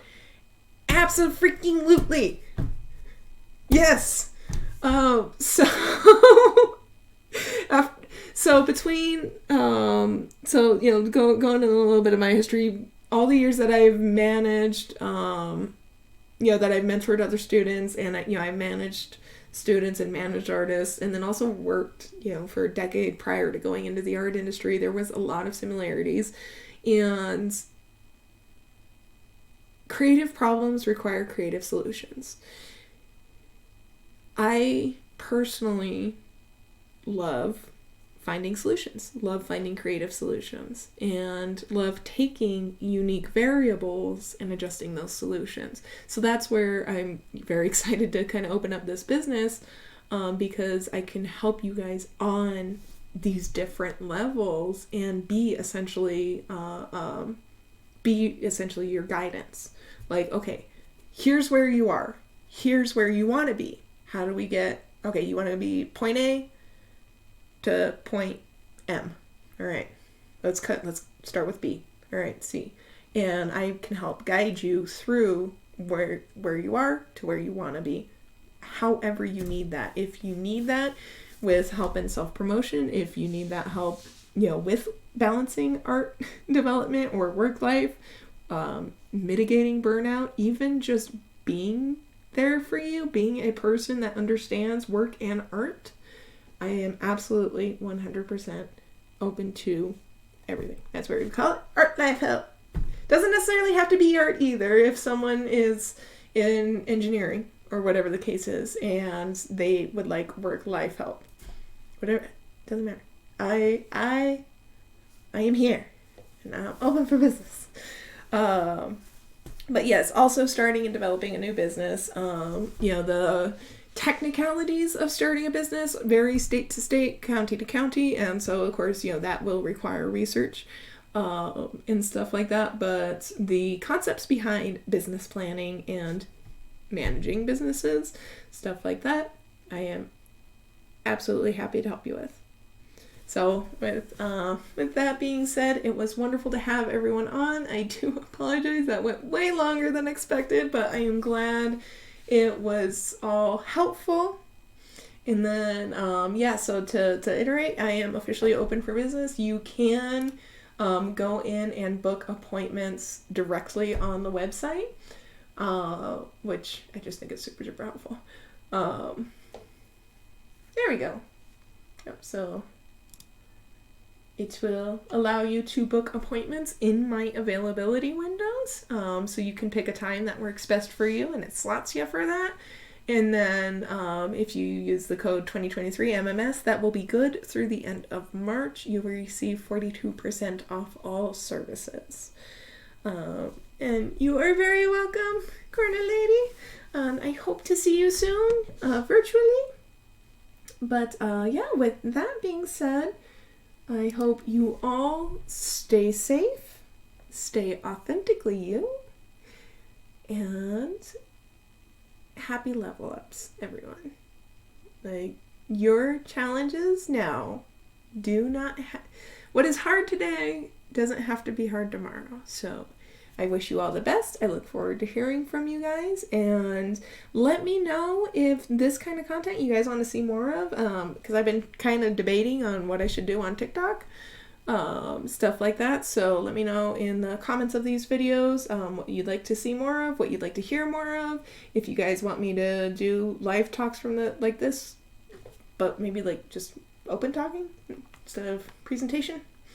Whatever the case, let me know, and yeah, stay safe, stay nerdy. See y'all on the next one.